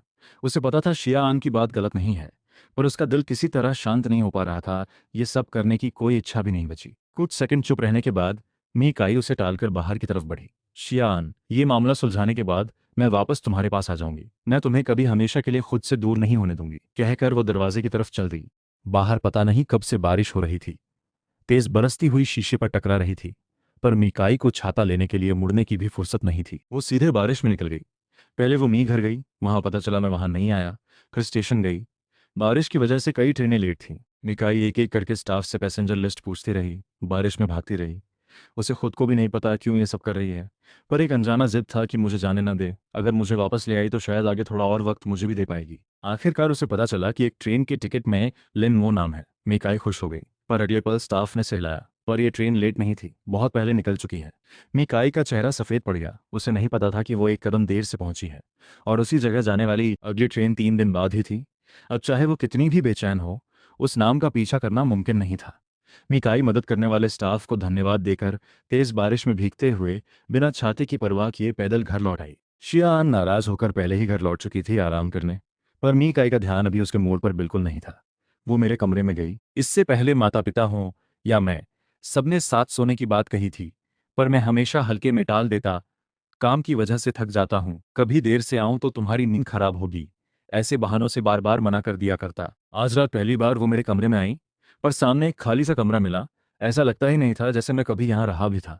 नहीं तो कमरा इतना खाली कैसे होता। यहाँ तक कि उसने जो चीज़ें मुझे कभी दी थीं वो भी कहीं नहीं मिली। वो बेसुध होकर बिस्तर के किनारे बैठी पूरी रात इंतजार करती रही, पर मेरी वापसी की परछाई तक नहीं दिखी। पूरी रात घर सन्नाटे में डूबा रहा, जैसे बस वो अकेली रह गई हो। अगले दिन शिया अंजारी नीचे नाश्ता करने आई। खाली टेबल देखकर उसे याद आया कि मैं अब यहाँ नहीं हूँ। पहले हर दिन मैं ही खाना बनाता था। वो बाहर से लाने की सोच रही थी, पर याद आया मिकाई अभी घर में है। इसलिए और कल रात की बात सोचकर वो खुद किचन में चली गई। अंडे तले, दलिया बनाया, कुछ सब्जियां भी बनाई। शिया आन ये सब टेबल पर रखकर मिकाई को बुलाने ही वाली थी कि वो खुद नीचे आ गई। शिया आन थोड़ा चौंक गई, फिर जल्दी से मुस्कुराई। मिकाई दीदी, मैंने खाना बना दिया है, जल्दी चख के देखो। पूरी रात न सोई मिकाई की आवाज़ अब भी थकी हुई थी। उसने जल्दी से सारा खाना टेबल पर रखा, खुशी से देखती रही जब तक दूसरे ने खा नहीं लिया, चाहे वो एक साधारण सा नाश्ता ही क्यों न हो। उन्होंने भी उस खाने में जैसे कोई खास स्वाद पाया। मिकाई अपना कोट पहनकर मिलिट्री ऑफिस के काम पर निकल गई। पूरी सुबह वो बेचैन रही। दोपहर होने तक बगल वाले साथी ने अचानक बोला, टुआन झांग जल्दी आने वाले होंगे ना? पहले तो हर रोज इसी समय खाना लेकर आते थे। पता नहीं आज जीजा जी क्या अच्छा बनाकर लाएंगे। हाँ, सही कहा। काश हमारे भी ऐसे पति होते, हंसते हंसते नींद उड़ जाए। पर अफसोस, जीजा जी तो अपनी मिकाई दीदी पर पूरी तरह फिदा है। यहाँ तक कि उनकी वाइट मूनलाइट का ख्याल भी रखते हैं। जीजा जी सच में हड्डियों तक प्यार करते हैं।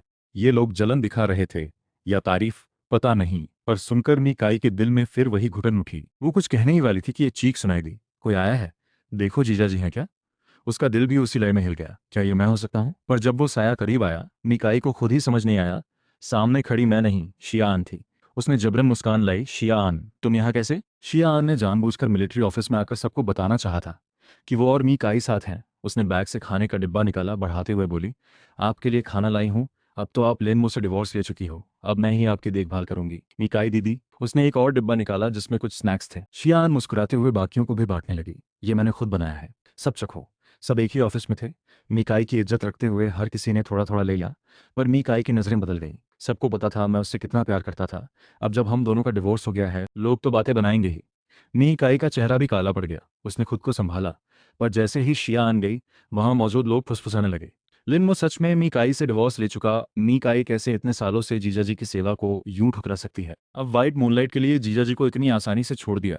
मिकाई सच में ठीक इंसान नहीं है। अरे धीरे बोलो। मिकाई को जीजा जी पसंद ही नहीं थे। पता नहीं लिन मो कहाँ गया। काश वो मुझे पसंद कर लेता। मेरे दिल में कोई वाइट मूनलाइट नहीं है। कुछ लोग हंसते हंसते ऐसी अजीब नजरों से देखने लगे। पहले चाहे कुछ भी हो, मिकाई ने कभी डिवोर्स की सोची नहीं थी। वजह यही थी कि उसकी पोजीशन में अगर घरेलू मामला बाहर आया तो बदनामी होगी। उसे कभी नहीं चाहिए था कि डिवोर्स की बात सबको पता चले। पर अब तो पूरी मिलिट्री ऑफिस में बात फैल चुकी थी। शाम को घर पहुंचते ही उसने थकान भरे लहजे में शियान को रोका। शियान, दिन में तुम्हारा वो क्या मतलब था? तुम्हें पता नहीं मेरी पोजीशन में ये सब बातें कितनी संवेदनशील हैं? शियान खाना बना रही थी। ये सुनकर एक पल चौंक गई। उसने हल्की मुस्कान के साथ कहा, बस सबको हमारे रिश्ते के बारे में पता चल जाए इसलिए। पहले तुम्हारी शादी थी तो बताना ठीक नहीं था। अब तो डिवोर्स हो चुका है, हम साथ रहने की तैयारी में हैं। इसमें क्या गलत है? मीकाई की मुट्ठी भंज गई। पता है लोग अभी मेरे बारे में क्या कह रहे हैं? कह रहे हैं मैंने तुम्हारे लिए लिन मो को एक झटके में छोड़ दिया। ऐसी अफवाहें मेरी इज्जत के लिए बिल्कुल ठीक नहीं। कल से मत आना जब तक ये हवा शांत नहीं हो जाती। शियान कुछ कहने ही वाली थी, फिर रुक गई। उसने खाना टेबल पर रखा। ठीक है, पहले खाना खा लो। मीकाई बैठकर टेबल पर रखा खाना देखा। अगर मैं खाना बना रहा होता तो हर दिन कुछ नया, अलग तरीके से बनाता, कभी लापरवाही नहीं करता, यहाँ तक कि हर किसी के स्वाद के हिसाब से खाना तैयार करता। अब शियान के लाए हुए खाने को देखकर मीकाई का हाथ कुछ पल के लिए जकड़ गया। फिर उसने खाना खाया। ये खाना बेस्वाद सा लगा। मिकाई ने कुछ खाकर बिना दिल के उठने ही वाली थी कि शियान ने उसे रोक लिया। मिकाई दीदी, आज हम साथ सोते हैं। उसके चेहरे पर खुशी थी, साफ पता चल रहा था इरादा और भी कुछ था। मिकाई अपने कमरे में लौट आई। शिया आन के हैरान चेहरे को देखा तक नहीं। दरवाजा बंद करके मिकाई बिस्तर के किनारे बैठ गई। उसने शिया आन से झूठ नहीं बोला था। आज ऑफिस में मामले सुलझाकर सच में थक गई थी। पर दूसरी तरफ उसने जेब से एक ट्रेन टिकट निकाली, 2 दिन बाद की। आज स्टेशन के पास से गुजरते वक्त ना जाने क्यों वो अंदर चली गई और मुझसे मिलती जुलती डेस्टिनेशन और तारीख की टिकट खरीद ली। वो आखिर करना क्या चाहती है? क्या वो फिर से मुझे ढूंढने जाना चाहती है? उसने उस टिकट को गहराई से देखा, फाड़ने का मन बनाया, पर आखिर में जेब में वापस रख दी। अगले दिन उठते ही वो छुट्टी लेकर शिया आन को लेकर मीकाई के घर पहुंची। मी पितामी माँ को अभी पता नहीं था कि उसका मुझसे डिवोर्स हो चुका है। दरवाजा खोलते ही मी माँ के चेहरे की मुस्कान जम गई। ये शियान क्यों आई है? मीमा का लहजा फीका पड़ गया। मीकाई ने समझाया कि मेरा और उसका डिवोर्स हो चुका है और वो शियान के साथ रहना चाहती है। मीमा के चेहरे पर शुरू से आखिर तक कोई खास भाव नहीं आया। जब तक शिया आन पहले शिया घर लौट नहीं गई। तब मी माँ ने उलझे हुए भाव से अपनी बेटी को देखा। मिकाई, माँ तुम्हें रोकना नहीं चाहती, पर इतने सालों में लिन मो ने तुम्हारे साथ जैसा व्यवहार किया वो हम सब देख चुके हैं। तुमने अभी अभी उससे डिवोर्स लिया, ज्यादा वक्त भी नहीं हुआ, और अभी से शिया आन को घर ले आई। भले ही उनका परिवार मान भी जाए, हमारी इज्जत का क्या? निकाई को ये बात न पता हो ऐसा नहीं था, पर उसे जल्दी थी, बस थोड़ी और जल्दी। जैसे शिया आन के साथ रिश्ता जल्दी पक्का करने से वो अपनी सारी बेचैनी और घबराहट पीछे छोड़ पाएगी। मीमा ने लंबी सांस ली, आगे कहा, और तुम्हें पता है शियान, ये बच्ची लिनमो जितनी नहीं है, वो तुम्हारा ख्याल कैसे रखेगी? मीकाई, सोच लो अच्छे से, जल्दबाजी मत करो। इतना कहकर मीमा ने मीकाई को वापस भेज दिया सोचने के लिए, और जाते वक्त कहा कि चाहे आखिर में लिन मो के पास लौटो या शियान के साथ रहो, मी परिवार उसके साथ है। मिकाई ये सुनकर भावुक हो गई। घर लौटने पर शिया घर से अभी कोई खबर नहीं आई थी। मिकाई सोने ही वाली थी कि कुछ याद आया। अपनी जेब से वो टिकट निकाली, कल ही ट्रेन निकलने वाली थी। क्या वो सच में जाएगी? उस दूसरे शहर की टिकट को देखते हुए ट्रेन छूटने में 20 घंटे से भी कम बचे थे। निकाय ने गहरी सांस लेकर फिलहाल इस बारे में न सोचने का फैसला किया। जब वो उठी, शिया परिवार की खबर भी आ गई। उनका रवैया अभी भी पहले जैसा था। मीकाई इस वक्त इतनी सीनियर पोजीशन पर थी कि उसे अक्सर जान जोखिम में डालने वाले मिशन मिलते थे। एक सैनिक होने के नाते वो मना नहीं कर सकती थी। अगर कभी उसे कुछ हो जाए तो शिया आन का क्या होगा? क्या वो जिंदगी भर इंतजार करेगी? शिया परिवार बस चाहता था कि उनका बेटा किसी सीधे साधे इंसान से शादी करे। मीकाई को अंदाजा था शिया परिवार का रवैया ऐसा ही रहेगा। वो अभी बात करने जाने ही वाली थी। शायद ये कहने दोनों पहले ही कंसीव कर चुके हैं। तभी उसे पता चला वो शिया आन से संपर्क ही नहीं कर पा रही, न मैसेज का जवाब, न फोन उठ रहा। पिछली बार शिया परिवार ने जबरदस्ती अरेंज्ड मीटिंग करवाई थी, वो याद आते ही मीकाई बिना सोचे समझे सीधे शिया घर की तरफ भागी। जैसा उसने सोचा था वैसा ही निकला। शिया परिवार ने शिया आन को घर में बंद कर रखा था। अरेंज्ड मीटिंग वाले को चुनने के लिए मजबूर कर रहे थे। शिया आन आंखों में आंसू लिए, माँ बाबा, आप लोग मुझे मेरा असली प्यार पाने क्यों नहीं देते? मीकाई को कुछ खतरा ही हो सकता है तो क्या? बस उसके साथ रहूं तो मुझे कोई डर नहीं। शिया पिता गुस्से में देखते हुए, तुझे लगता है तुमने जो कुछ किया वो हम पता नहीं? पहले जब तक लिन मो था तुम इकाई से चिपकी रहती थी, चलो ठीक है, पर अब जब लिन मो चला गया तू और भी बेलगाम हो गई। हमारी इज्जत मिट्टी में मिलाना चाहती है? शियान की आवाज कमजोर पड़ गई, चेहरा भी सफेद हो गया। मैंने क्या किया है? शिया पिता गुस्से से देखते हुए, अब चुपचाप जाकर अरेंज मीटिंग वाले से मिल। दरवाजे के बाहर मिकाई अपने कदम रोक चुकी थी। क्या किया है? उसे अंदाजा हुआ शायद बात इतनी सीधी नहीं है जितनी लग रही है। वो तुरंत अंदर नहीं गई, कुछ याद करके फैसला किया घर चेक करने का। वो एक सैनिक थी, घर में सीसीटीवी होना सामान्य बात थी। जब उसने पुरानी रिकॉर्डिंग निकाली, वो जड़ हो गई। उसे यकीन नहीं हुआ कि अब तक जो शिया आन उसे कमजोर और सीधी सादी लगती थी, वो मुझ पर झूठा इल्जाम लगा सकती है। सीसीटीवी में साफ दिख रहा था, पिछली बार खाना बनाते वक्त की पूरी घटना। सच तो ये था कि मैंने धक्का नहीं दिया, शिया आन खुद गिरी थी और इल्जाम मुझ पर मढ़ दिया। इसके बाद और भी क्लिप्स थीं जिनमें शिया आन मुझे धमकी दे रही थी। ये सब देखकर मीकाई का दिल कांप गया। उसे यकीन नहीं हुआ कि सच्चाई ये है। इतने वक्त वो मुझे गलत समझती रही। कोई अचरज नहीं कि मुझे इतना बुरा लगा, कोई अचरज नहीं कि मैं बार बार कहता था मैंने गलती नहीं की। उसके दिमाग में तब का मेरा एक्सप्रेशन बहुत साफ याद आया, जैसे उस वक्त वाला मैं यादों से निकलकर उसकी आंखों में झांक रहा हो, पूछ रहा हो, तुम्हें ये सच्चाई अब क्यों पता चली? उसकी सांस जैसे उस पल रुक गई। ढेर सारी यादें उमड़ पड़ी। मैंने इतने सालों तक जो सहा, जितना प्यार किया, जान की परवाह किए बिना उन दोनों की तस्वीर ढूंढने भागा था। हर बार उसे देखते वक्त मेरी आंखों में जो प्यार होता था, मैं लिन मो हूं, वो जिसे उसने हमेशा नजरअंदाज किया। मीकाई ने झट से जेब से टिकट निकाली। अब बस 5 घंटे बचे थे। उसके पास अभी भी वक्त था मुझे वापस पाने का। मीकाई सीधे स्टेशन जाने वाली थी कि तभी एक फोन आया, शियान की खुश आवाज, मीकाई दीदी, मेरे माँ बाबा आखिरकार हमारे रिश्ते के लिए मान गए। मीकाई का, तुम पहले से ही मेरा बच्चा पेट में लिए हो, अब बस इस बात को सच में बदलना है। शियान की खुशी और उम्मीद से भरी आवाज सुनकर मीकाई का चेहरा सख्त पड़ गया। उसने ठंडी हंसी, पर अब मैं तुम्हारे साथ रहना नहीं चाहती शियान, यही खत्म करते हैं। दूसरी तरफ कुछ सेकंड की चुप्पी के बाद यकीन ना होने वाली आवाज आई, क्यों? मिकाई दीदी, तुम मेरे साथ क्यों नहीं रहना चाहती? हमने तो सब तय कर लिया था ना, आखिर क्यों? मिकाई ने बात काटते हुए कहा, तुम्हें शर्म भी नहीं आती ये कहने में? लिन मो तुम्हारा इतना ख्याल रखता था, हर पल तुम्हारी देखभाल करता था, और तुमने मेरे सामने उस पर झूठा इल्जाम लगाकर उसे सजा दिलवाई। मैंने पहले कभी नहीं जाना कि तुम ऐसी हो। नहीं, ऐसा नहीं है मिकाई दीदी, तुम मेरी बात तो सुनो। शिया आन घबराकर सफाई देने लगी, पर मिकाई को अब सुनने में कोई दिलचस्पी नहीं थी।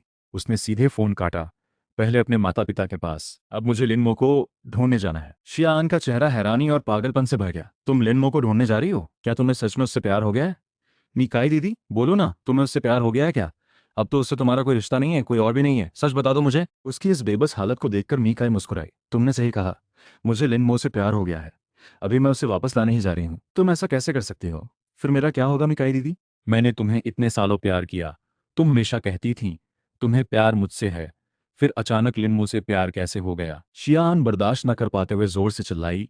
नी काई के रास्ते में खड़ी हो गई, जाने नहीं दिया, चेहरे पर बेबस आंसू। तुम मुझसे झूठ बोल रही हो ना? मुझे पता है मैंने गलत किया, अब से जो कहोगी वही सुनूंगी। मेरे माता पिता भी मान गए हैं हमारे रिश्ते के लिए। निकाई दी, क्या तुम ऐसे ही सब छोड़ दोगी? लिन मो मुझसे बेहतर कहाँ है? निकाई ने घड़ी देखी, अब बस 1 घंटा बचा था। वो शियान के साथ बहस में उलझना नहीं चाहती थी। अगर ट्रेन छूट गई तो अगली ट्रेन फिर 3 दिन बाद ही मिलेगी, और वो सोचती थी उसका शियान से अब कहने सुनने के लिए कुछ बचा नहीं। ये सब करके भी माफी मांग रही है। अगर उसे सच्चाई पता ना चलती तो शायद अभी भी वो नादान बनकर शिया परिवार के साथ शादी की बातें कर रही होती, फिर मैं जिंदगी भर उसे खो चुकी होती। ये सोचकर निकाई का चेहरा और सख्त हो गया। मैंने तुमसे झूठ नहीं बोला। लिनमो के साथ मैं 3 साल तक शादीशुदा रही, कब मुझे उससे प्यार हो गया मुझे भी पता नहीं चला। अगर तुम्हारी वजह से सच्चाई सामने आती तो शायद मैं सच में उसे खो देती। अब समझ में आया मेरी बात? पहले तुमने लिनमो पर जो झूठा इल्जाम लगाया, अभी उससे निपटने का वक्त नहीं है। जब लिनमो वापस आएगा तो मैं उससे माफी मांगूंगी। इतना कहकर वो शियान की रोक टोक की परवाह किए बिना उसे धकेल कर स्टेशन की तरफ भागी। जब वो आखिरकार स्टेशन पहुंची, ठीक टाइम पर ट्रेन पकड़ ली। डेस्टिनेशन नानचेंग। कुछ घंटों का सफर था। मीकाई बेचैन होकर बैठी रही, मुझसे बस 3 दिन रहना, पर उसे लग रहा था जैसे 3 साल बीत गए हों। शायद इसी वक्त मीकाई को पहली बार एहसास हुआ कि मैं कब उसकी जिंदगी का ऐसा हिस्सा बन गया जिससे वो अलग नहीं हो सकती। ये बात उसे पहले क्यों नहीं दिखी? क्या इसलिए कि मेरा दिया हुआ हर प्यार उसे बहुत सहज लगता था, या क्योंकि मैंने कभी बदले में कुछ नहीं मांगा, बस उसके पास रहना ही मेरे लिए काफी था? खुद से सवाल करते हुए उसे हैरानी हुई कि उससे अपने दिल की बात इतनी देर से क्यों समझ आई। शुक्र है अब भी मौका बचा है मुझे मिलने का। जल्दी ही मुझसे दोबारा मिलने की सोचकर निकाई का दिल तेजी से धड़कने लगा। इस बार वो मुझे एक सच्ची शादी देगी, अलग कमरे में सोने वाली नहीं, न ही बच्चे के मुआवजे वाली, न शेन्यू के होने से मेरी शर्मिंदगी वाली। वो मुझे दिखाएगी कि उसका प्यार भी कम नहीं है। मिकाई के होठों पर हल्की मुस्कान आई। बस पहुंचने ही वाली हूँ। मैं लाओ चेन के दिए पते के हिसाब से नानचेंग मिलिट्री हॉस्पिटल पहुंचा। सुना था शेन्यू होश में आ चुकी है। दिल बेकाबू हो रहा था। जितना पास पहुंचता उतना दिल तेज धड़कता। मैंने कमरे का दरवाजा खटखटाया। अंदर से ठंडी सी आवाज आई, अंदर आ जाओ। शेन्यू की आवाज। उसे देखने से पहले ही ये जानी पहचानी पर अनजानी सी आवाज सुनकर मेरी आंखें भर आईं। मैंने खुद को संभालते हुए दरवाजा खोला। धूप बिस्तर पर बिखरी थी। शेन्यू वहां बैठी अखबार पढ़ रही थी। ऊपर देखा। कहिए, क्या काम है? उसकी ठंडी आवाज ऐसी थी जैसे मैं पुराने वक्त में वापस आ गया हूँ। मैं एक पल के लिए ठिठक गया। यूए, तुम्हें मैं याद नहीं आ रहा? मैं लिन्मो हूँ। मेरी आवाज़ कांप रही थी। बिस्तर पर बैठी उसने सिर हिलाया। शर्मिंदा सी मुस्कान दी। सॉरी। डॉक्टर बोले मेरे सिर में अभी भी खून जमा है। फिलहाल मुझे यादें नहीं आई, पुरानी बातें भूल गई हूँ। पर वो कह रहे थे कोई बहुत खास इंसान मुझसे मिलने आएगा। वो तुम हो क्या? शेन्यू ने मुझे मुस्कुराकर देखा। इतनी जानी पहचानी होकर भी मुझे यकीन नहीं हो रहा था। मैंने इतने वक्त तक इंतजार किया, उसके जैसी दिखने वाली किसी को ढूंढा जीने की उम्मीद के लिए, और आखिर में जब उसकी जिंदा होने की खबर मिली, जान लगाकर उसके पास पहुंचा, और वो याददाश्त खो चुकी थी। हमारा अतीत उसे याद ही नहीं। मेरे आंसू खुद ब खुद बहने लगे। उसे डरा दिया। उसके आंसू उसके दिल में जलन जैसी तकलीफ दे रहे थे, जैसे उसका दिल उसे बता रहा हो सामने वाले को रुलाना मत। पर याद करने की कोशिश में उसे सिर दर्द होने लगता। कुछ याद नहीं आ रहा था। वो बस मुझे सांत्वना देती, बोलती जल्दी ही सब ठीक हो जाएगा। इसके बाद मैं और शेन यू घर लौट आए। शेन यू पहले किसी खतरनाक मिशन पर थी, अब जुन शियान भी एक रैंक ऊपर हो गया था, पर उसे कुछ याद नहीं था। उसे लंबी छुट्टी मिल गई। जाते वक्त मैं चुपके से डॉक्टर से पूछा, शेन यू की असली हालत क्या है? डॉक्टर ने कहा, उसकी याददाश्त शायद टेम्परेरी हो या शायद जिंदगी भर के लिए चली जाए, कुछ भी पक्का नहीं। कभी कभी पुरानी बातें दोबारा एहसास करने से दिमाग को उत्तेजना मिलती है, तो उन्होंने ट्राई करने की सलाह दी। तो मैं उसके साथ उसका इलाज कराता रहा। मैं हमेशा हमारी पुरानी बातें बताता। हर बार उन दूर की यादों को सोचकर मेरे चेहरे पर याद वाली मुस्कान जाती। शेन्यू के साथ बिताया वक्त मेरी जिंदगी का सबसे खुशहाल दौर था। अब भले ही वो अपनी यादें भूल चुकी थी, पर वो जिंदा है। याददाश्त लौटने की उम्मीद भी है। बस इतना जानकर मुझे लगता था मेरा किया सब बेकार नहीं गया, और अगर सच में उसे पुरानी यादें कभी ना भी लौटे तो भी मैं शेन्यू के साथ नए सिरे से शुरुआत कर सकता था। पर मेरी शांत जिंदगी ज्यादा देर तक नहीं चली। एक अनचाहा मेहमान नानचेंग आ पहुंचा। मुझे नानचेंग मिलिट्री हॉस्पिटल से कॉल आई। नर्स की आवाज़ घबराई हुई थी। हेलो, आप लिनमो साहब है ना? यहाँ एक इंसान बार बार आपसे मिलने की जिद कर रहा है। चूंकि उसकी पोजीशन टुआन झांग की है, हमें लगा शायद कोई ज़रूरी बात होगी, इसलिए हमने सोचा आपको जल्दी बुला लें। टुआन झांग, ये सुनते ही मुझे समझ आ गया वो कौन हो सकती है। मैंने धीरे से जवाब दिया, फिर कपड़े बदलने लगा बाहर निकलने के लिए। शेन यू ने मेरा हाथ पकड़ लिया। लिन मो, कहाँ जा रहे हो? इन कुछ दिनों में रहते हुए शेन यू मुझ पर काफी निर्भर हो गई थी। उसका चेहरा भले निकाय जैसा ही था, पर स्वभाव में जमीन आसमान का फर्क था। शेन यू कभी जबरदस्ती मेरे लिए कोई फैसला नहीं लेती थी। यहाँ तक कि मुझे इतनी मेहनत से पूरी टेबल भर खाना बनाते देखकर भी उसे बस चिंता होती कि मैं थक जाऊंगा। मैंने मुस्कुराकर उसे तसल्ली दी। हॉस्पिटल में थोड़ा काम है, जल्दी वापस आ जाऊंगा। मैं हॉस्पिटल पहुंचा। जैसा सोचा था वैसा ही निकला। मीकाई वहीं इंतजार कर रही थी। मुझे आते देख मीकाई की आंखें चमक थीं। बेसब्री से पास आई। लिनमो, तुम नानचिंग कैसे आए? मैंने उसकी बात का जवाब न देकर उल्टा पूछा, तुमने मेरी छोड़ी हुई डिवोर्स रिपोर्ट नहीं देखी क्या? अब हमारा कोई रिश्ता नहीं है। मैं कहीं भी जाऊं तुम्हें कोई मतलब नहीं। इतना ठंडा जवाब सुनकर मीकाई एक पल के लिए ठिठक गई। उसके मन में मैं हमेशा से नरम और आज्ञाकारी था। ऐसे पलटकर जवाब देना ये मेरी पहली बार थी। उसकी भौहें हल्की सी कुड़ी। लिनमो, मुझे पता है तुम गुस्से में हो। पहले शियान ने तुम पर झूठा इल्जाम लगाया था। मुझे अब पूरी सच्चाई पता है। और तुम्हारे जाने के इस दौरान मुझे भी समझ आ गया कि मुझे तुमसे प्यार हो गया है। लिनमो, मेरे साथ वापस चलो। डिवोर्स की बात मैं भूल जाऊंगी। हम फिर से शादी कर लेते हैं। सब कुछ ठीक से समझा देंगे। इस बार मैं फिर कभी शियान के साथ किसी उलझन में नहीं पड़ूंगी। हम साथ अच्छी जिंदगी जिएंगे। उसने कहते हुए हल्की मुस्कान दी। भौएं भी ढीली पड़ गईं, जैसे भविष्य की जिंदगी की कल्पना कर चुकी हो। मुझे देखकर मैं एक पल के लिए हैरान हो गया, सिर्फ इसलिए क्योंकि मिकाई का चेहरा शेन यू से इतना मिलता जुलता था। पर अब मुझे इस चेहरे के लिए खुद को समझौता करने की जरूरत नहीं थी। मिकाई के साथ रहने की भी नहीं। जिससे मैं सच में प्यार करता हूँ वो वापस आ चुकी है। मैं दूरी बनाते हुए पीछे हटा। माफ करना, तुम आगे चाहे जो भी सोचो, मैं तुमसे दोबारा शादी नहीं करूंगा। मुझे पहले ही मिल चुका है जिससे मैं सच में प्यार करता हूँ। मिकाई का चेहरा थोड़ा बदला। जिससे तुम सच में प्यार करते हो? लिनमो, तुम क्या कह रहे हो? किसका मतलब है? तुम्हारा प्यार तो हमेशा से मैं ही रही ना। मैं समझाने ही वाला था। पीछे से एक आवाज आई। लिनमो, तुम ठीक हो? मैं मुड़ा। आंखों में शेन यू का जाना पहचाना प्यार था। तुम यहाँ कैसे? मेरी आवाज में मिठास थी। तुम्हारे लिए कपड़े लाई हूँ, बाहर थोड़ी ठंड है। कहते हुए महिला ने मेरे कंधों पर जैकेट डाल दी। फिर हैरान होकर निकाई की तरफ देखा। दुनिया में सच में इतना मिलता जुलता चेहरा हो सकता है क्या? हाँ, जो आई थी वो शेन यू ही थी। मीकाई उसे देखकर हैरान तो हुई, पर जल्दी ही वजह समझ गई। मुझे उसका प्यार नहीं मिला तो सीधे मेरे ही जैसी दिखने वाली किसी को ढूंढ लिया इसने। वो हैरत में डूबकर बोली, लिनमो, ये क्या नाटक कर रहे हो? भले ही ये मुझसे जितना मिलती जुलती हो, तुम्हारा प्यार तो मेरे बराबर कभी नहीं हो सकता उसके लिए। मुझे पता है मैंने पहले गलती की। वापस चलो मेरे साथ, मैं सब भरपाई कर दूंगी। शिन्यू मेरे बगल में खड़ी, उसके चेहरे पर भी वही उलझन थी। बस मैंने व्यंग्य से मीकाई की तरफ देखा। आखिर कोई इतना कॉन्फिडेंट कैसे हो सकता है? अगर मैं कहूं कि नकली तो तुम ही हो मिकाई, जिससे मैं प्यार करता हूं वो कभी तुम नहीं थी। मैंने इतना कहा तो मिकाई तुरंत बोल पड़ी, नहीं मुमकिन। लिम्बो, नाटक बंद करो। मुझे पता है तुम्हें मुझसे प्यार है। इतनी मिलती जुलती किसी को ढूंढकर मुझे धोखा देने की जरूरत नहीं। वो आगे बढ़कर मेरी कलाई पकड़ने लगी, जबरदस्ती वापस ले जाने के लिए। पर मैं सीधे उसका हाथ छुड़ाया। अगर यकीन नहीं तो हॉस्पिटल जाकर पूछ लो। मेरे चेहरे पर कोई हिचकिचाहट नहीं थी। मीकाई के हैरान चेहरे की परवाह किए बिना मैं शेनयू के साथ चला गया। हमारे जाने के बाद मीकाई सीधे हॉस्पिटल के अंदर गई। एक नर्स हैरान होकर बोल पड़ी, शेन मिस, आप फिर वापस आ गई? शेन तो उसका सरनेम शेन है। उस मुझ जैसी शक्ल और मेरे लिए उसका नरम प्यार सोचकर मिकाई के दिल में बारीक दर्द उठने लगा। उसने तेज नजरों से नर्स की तरफ देखा। उसका नाम क्या है? उसकी सिर पर चोट लगी थी इसलिए याददाश्त चली गई। शायद जिंदगी भर के लिए वापस न आए।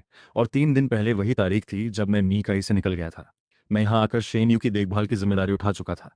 इससे साफ साबित होता है शेनयू कोई नकल या रिप्लेसमेंट नहीं है, बल्कि मुझे पहले से जानने वाली है। और ऊपर लिखी 3 साल पहले वाली तारीख, वही मैं शेनयू थी जिसने 3 साल पहले उससे शादी की थी। ये सच जानकर मीकाई को यकीन नहीं आ रहा था कि ये सब सच हो सकता है। शुरुआत में मैंने उससे शादी की तो प्यार की वजह से नहीं, बल्कि सिर्फ चेहरे की वजह से। इतने सालों की उसकी नरमी भी उसके पास रहने के लिए नहीं थी, बल्कि शेन यू के पास रहने के लिए थी।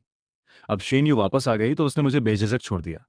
मिकाई खुद पर व्यंग्य करते हुए हंस पड़ी। उसे लगा मैं उससे प्यार करती हूँ, इतना गहरा कि खुद पर काबू ही न रहे। पता चला सब झूठ था। तभी एक नई फोटो लेकर कोई आया। टुआन झांग। ये शेन यू टुआन झांग की पुरानी फोटो है। मिकाई ने हाथ बढ़ाकर ली, फिर कांप गई। ये फोटो और मेरी चेन में रखी फोटो बिल्कुल एक जैसी थी। फोटो में जो है वो नहीं बल्कि शेन यू है। जिसके लिए मैं जान दे सकता था वो भी वो नहीं बल्कि शेन यू थी। हमेशा शेन यू ही थी।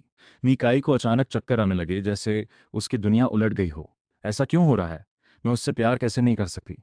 जिस इंसान से मुझे प्यार है वो कोई और कैसे हो सकता है? उसकी उंगलियां फोटो के किनारे कसकर पकड़े हुए थीं, जैसे यादों में उस पल को ढूंढ रही हो जो साबित करे फोटो में वो खुद है। पर काफी देर बाद उसे मानना ही पड़ा कि उसने कभी मेरे साथ ऐसी कोई फोटो नहीं खिंचवाई जिसमें मैं इतना खुश हूं और वो इतनी बेफिक्र मुस्कुरा रही है। वो हार कर फोटो नीचे रख दी। पर वो यूं ही हार मानने वाली नहीं थी। भले ही जिससे मुझे प्यार है वो नहीं, फिर भी मीकाई को यकीन नहीं था कि इन 3 सालों में मेरे मन में उसके लिए कुछ भी नहीं था। अब शेन्यू की याददाश्त भी गायब है।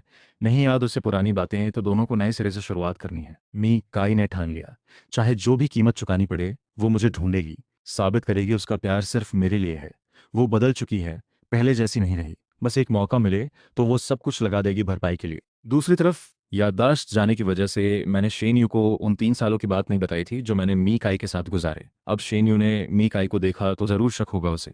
घर लौटते ही मैंने पिछली सारी बातें उसे बता दी। उसकी मौत की खबर सुनकर मेरा बिखर जाना, फिर मीकाई का चेहरा उसकी तरह मिलते जुलते देखकर मुझे जीने की उम्मीद मिलना, मीकाई के पास 3 साल की तकलीफ झेलना, चेन ने हमारी तस्वीर बचाने के लिए जान तक जोखिम में डालना और उसे सुरक्षित सुनते ही तुरंत डिवोर्स लेकर उसके पास आना, हर एक बात शेन को हैरान कर गई। उसने मेरी आंखों में दर्द देखा, हाथ बढ़ाकर मेरे गाल को छुआ। दुखी मत हो, अब से मैं हमेशा तुम्हारे साथ रहूंगी, फिर कोई हादसा नहीं होगा। इतनी जानी पहचानी आवाज़ सुनकर मैंने पूछा, तुम्हें याददाश्त वापस आ गई क्या? आयुए? महिला मुस्कुराई, सिर हिलाया नामे, पर आंखों में मुझे देखते हुए। भले ही पुरानी यादें वापस नहीं आई, पर मुझे लगता है तुम्हारा प्यार पाना ही बहुत खुशकिस्मती की बात है, चाहे पहले हो या अभी। इसलिए भले मुझे पुरानी बातें याद न हो, मैं हमेशा तुम्हारे साथ रहूंगी लिमो। मैं भावुक होकर उसे कसकर गले लगा लिया। इसके बाद के कुछ दिन मिकाई नहीं आई। मुझे लगा शायद उसने हार मान ली है। मैंने शेन यू को हर उस जगह ले जाना शुरू किया जहां हम पहले साथ गए थे। हम बचपन के दोस्त थे। मैं उसे पार्क ले गया, बचपन में हम यहीं खेला करते थे। मैंने झूले की तरफ इशारा करते हुए कहा, पहले मैं यहाँ बैठता तो तुम मुझे ऊंचा झुलाती, पर जब तुम्हारी बारी आती तो मैं तुम्हें झुला नहीं पाता था। तुम हमेशा कहती थी मेरी ताकत कम है, फिर अपनी ताकत मुझे देती। असल में तुम्हें नहीं पता था, मुझे बस जल्दी खुद झूलने की जल्दी होती थी, इसलिए नहीं झुला पा रहा बोल देता। मेरा चेहरा हल्का लाल पड़ गया। 10 साल से ज्यादा पुराने उस झूले को याद करते हुए शेन्यू बगल में जाकर इशारा किया मुझे बैठने का। मेरा चेहरा और लाल हो गया। अच्छा नहीं लगेगा शायद, अब हम बड़े हो चुके हैं, इन बचपन की चीज़ों से क्या फ़ायदा। ऐसा बोलते हुए भी मैं जाकर बैठ गया। झूले ने चरचराहट की आवाज़ दी जैसे शिकायत कर रहा हो। मैं याद करने ही वाला था कि शेन्यू पीछे से मुझे ऊंचा झुलाने लगी। आह! अचानक मैंने दोनों तरफ की रस्सी कसकर पकड़ ली। बाल भी हवा में उड़ने लगे। बरसों बाद झूला झूलते हुए शेन्यू के तेज झुलाने से मेरा दिल भी ऊपर नीचे झूलने लगा, जैसे बचपन में वापस आ गया हो। बेफिक्र, मैंने खुश होकर चिल्लाया, बहुत ऊंचा है, मुझे डर रहा है। पीछे से महिला की हंसी सुनाई दी। डरो मत लिन्मो, कुछ भी हो जाए मैं हमेशा तुम्हारी रक्षा करूंगी। फिर हम हाई स्कूल गए जहां मैंने पढ़ाई की थी। पुराने टीचर हमें देखकर चौंक गए। लिनमो और आयु, तुम दोनों स्कूल वापस क्यों आए? मैं आगे बढ़ा। टीचर बस देखने आ गए। शेन्यू की पहचान गोपनीय थी। याददाश्त जाने की बात भी सबको बताना ठीक नहीं था, इसलिए मैंने बस हल्की बात बनाकर टाल दिया। शुक्र है वो कब से स्कूल नहीं आए थे। टीचर को कोई शक नहीं हुआ, बल्कि खुश होकर हमें पकड़कर बातें करने लगे। कितने साल हो गए तुम आए हुए? मुझे याद है तुम पढ़ाई के वक्त कितने शरारती थे। आयु, तुम तो लिन मो को भी अच्छे भले से बिगाड़ ही देती थी। शुक्र है फिर भी दोनों अच्छे कॉलेज में एडमिशन पा गए। अब तुम दोनों साथ हो क्या? खासतौर पर आए हो मुझ बूढ़े को काट देने। टीचर हंसते हुए मुझे शर्मिंदा कर गए। मैं और शेन्यू हाई स्कूल से ही बेधड़क थे। पूरे स्कूल को हमारे रिश्ते के बारे में पता था और उन्होंने कभी नामंजूर नहीं किया। बस बाद में जो हुआ उससे हमारी शादी तक की नौबत नहीं आई। रिश्ता कभी पक्का नहीं हो पाया। अब जब शेन यू याददाश्त खो चुकी है, ऐसे सवाल का जवाब देना कैसे संभव था? मैं टाल देने ही वाला था कि सुना शेन यू पहले ही टीचर से बात कर चुकी थी। बिल्कुल भी याददाश्त खोई हुई नहीं लग रही थी। उस वक्त हम छोटे थे, नादान भी। कुछ मजाकिया बातें हो ही जाती हैं, आप बर्दाश्त कर लेते थे। पर हमने अभी शादी की तारीख तय नहीं की। जब तय होगी तो जरूर काट दे जाएंगे। उसने मेरा हाथ पकड़कर टीचर के सामने उठाकर दिखाया। टीचर के मन में शायद बहुत कुछ था कहने को, पर आखिर में मुस्कुराकर बोले, अच्छा अच्छा, तुम दोनों खुश रहो, बस इतना ही काफ़ी है। अपनी सारी क्लास में मुझे सबसे ज़्यादा भरोसा तुम दोनों पर ही था। शादी करो तो ज़रूर बताना। शेन यू ने मुस्कुराते हुए हामी भर दी। इस बात ने मुझे और असहज कर दिया। जब तक हमारी बातें खत्म होकर हम बाहर निकले, मैंने पूछा उससे पहले वाली बात, टीचर से वो सब क्यों कहा? अगर तुम्हें याददाश्त वापस ना आई तो? शेन यू हंसी। अगर मुझे याददाश्त वापस ना आए तो भी हम ऐसे ही ठीक है ना? या लिन मो, तुम्हें लगता है हम शादी नहीं करेंगे? महिला की मुस्कान में गर्माहट थी जिसने मेरे दिल के सबसे नरम हिस्से को छू लिया। शेन्यू से शादी करना मेरी सबसे बड़ी ख्वाहिश थी, मैं भला क्यों ना चाहूं, पर मुझे डर था। मैंने अपनी चिंता जाहिर नहीं की, सिर हिलाकर अगली जगह की तरफ चल दिया। जहां हमने साथ में एडमिशन लिया था वो कॉलेज नया बन चुका था। पुराने निशान नहीं दिखते थे, पर अंदर की बहुत सी चीज़ें बदली नहीं थी। मैंने ध्यान से उसे बताया, हम साथ लाइब्रेरी में पढ़ाई करते थे, कैंटीन में साथ खाना खाते थे। कॉलेज में हमें लवर्स होने की बात छिपानी नहीं पड़ती थी। हाथ पकड़कर कैंपस में घूम सकते थे। शेन यू हमेशा मुझे छोड़ने आती थी। मैं नानचिन बिल्डिंग के नीचे पहुंचा। मुझे आज भी वो एहसास याद है।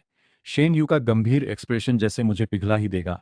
मना करने की हिम्मत ही न बचती, बस मानना ही पड़ता था हर बार। तब वहां और भी कई कपल्स होते, किसी को हम पर ध्यान ही नहीं जाता। इतना बोलते बोलते मेरे चेहरे पर हल्की मुस्कान और खुशी थी। मैंने भावुक होकर पेड़ के नीचे वाली जगह देखी। फिर मुड़ने ही वाला था अगली जगह जाने के लिए कि शेन यू ने अचानक मुझे पकड़ लिया। मुझे संभलने से पहले ही महिला करीब आ गई। चेहरा मेरी आंखों के सामने बड़ा होता गया। फिर होठों पर गर्म एहसास हुआ। लिन्मो, वो गहरी आवाज में बोली, ये हमारा पहला किस भी था। एक पल के लिए मुझे लगा जैसे मैं वापस उन दिनों में पहुंच गया।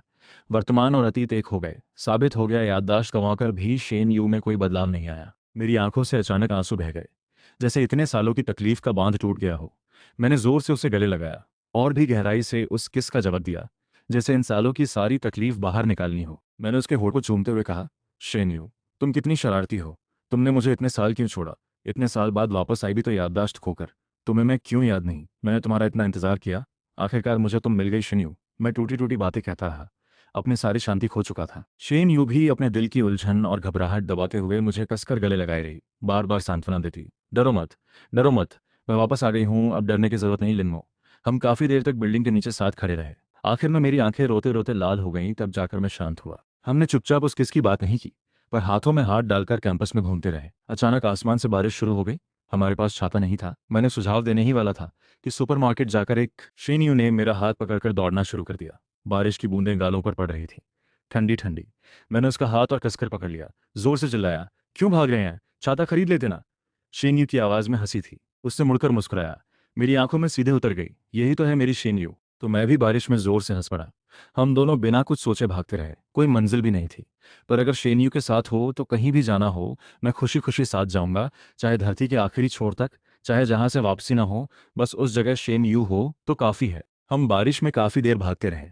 आखिर में उसी रास्ते वापस घर आ गए। मैं कमर पर हाथ रखकर जोर जोर से सांस ले रहा था। पूरा भीग चुका था। शेन्यू की हालत भी कुछ ऐसी ही थी। दोनों भीगी बिल्ली जैसे लग रहे थे, पर एक दूसरे को देखकर हम दोनों को खुशी और रोमांस दोनों महसूस हो रहे थे। शेन्यू ने तौलिया निकालकर मेरे बाल पोंछे, कान के पास धीरे से पूछा, रोमांटिक लग रहा है ना? मैंने हंसते हुए उसे हल्का सा मारा।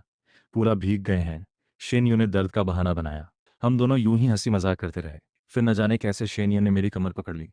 दोनों बहुत करीब आ गए, सांसें तक महसूस हो रही थीं। शेन्यू का गंभीर चेहरा देखकर मैं एक पल के लिए वहीं रुक गया, कुछ सोच ही नहीं पाया। महिला के होठों पर मुस्कान थी, आंखों में नरमी। तो क्या हमने पहले भी ऐसा कुछ किया था? हाँ, बिल्कुल किया था। हमने जो नादान काम किए वो बस यही एक नहीं।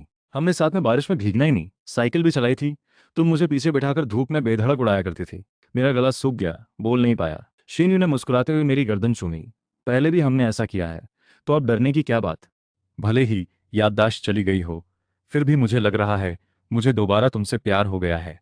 लिन्नो, मैं एक झटके से कांप गया। पूरा शरीर उस बात से हिल गया। मैं अभी कुछ बोल भी नहीं पाया कि महिला का किस फिर से आ गया, इस बार सीधे मेरे होठों पर, इतनी गहराई से कि सांस लेना मुश्किल हो गया। इसके बाद हम बिस्तर पर पहुंचे। अनंत प्यार में पूरी रात डूबे रहे। अगले दिन जब मैं उठा, पूरा शरीर दर्द से भरा था। मैं बहुत मुश्किल से उठा, नीचे शेन को ढूंढने गया, किचन में पाया। पहले घर में सारा खाना बनाना, सफाई करना, हर छोटा बड़ा काम मैं ही करता था। मिकाई के साथ रहते हुए जिसकी आदत हो गई थी, पर शेन्यू के घर में मैंने बस एक बार किया। शेन्यू ने भौहें सिकोड़ कर मना कर दिया, बोली मुझे यहाँ बुलाया है, नौकर बनाने के लिए नहीं। इसके बाद खाना बनाना, सफाई सब शेन्यू खुद संभालने लगी। कभी कभी मैं मदद कर देता, बाकी वक्त मैं बस उसे किचन में काम करते देखता रहता। ये नज़ारा हमेशा मुझे याद दिलाता, पहले भी शेन्यू ऐसी ही थी। मैंने उससे कहा था, अगर हम शादी करेंगे तो मुझे कुछ नहीं करना पड़ेगा, बस अपना पसंदीदा काम करो, बाकी सारा घर संभालना उसका काम होगा। अब शेन्यू ने वो वादा पूरा किया।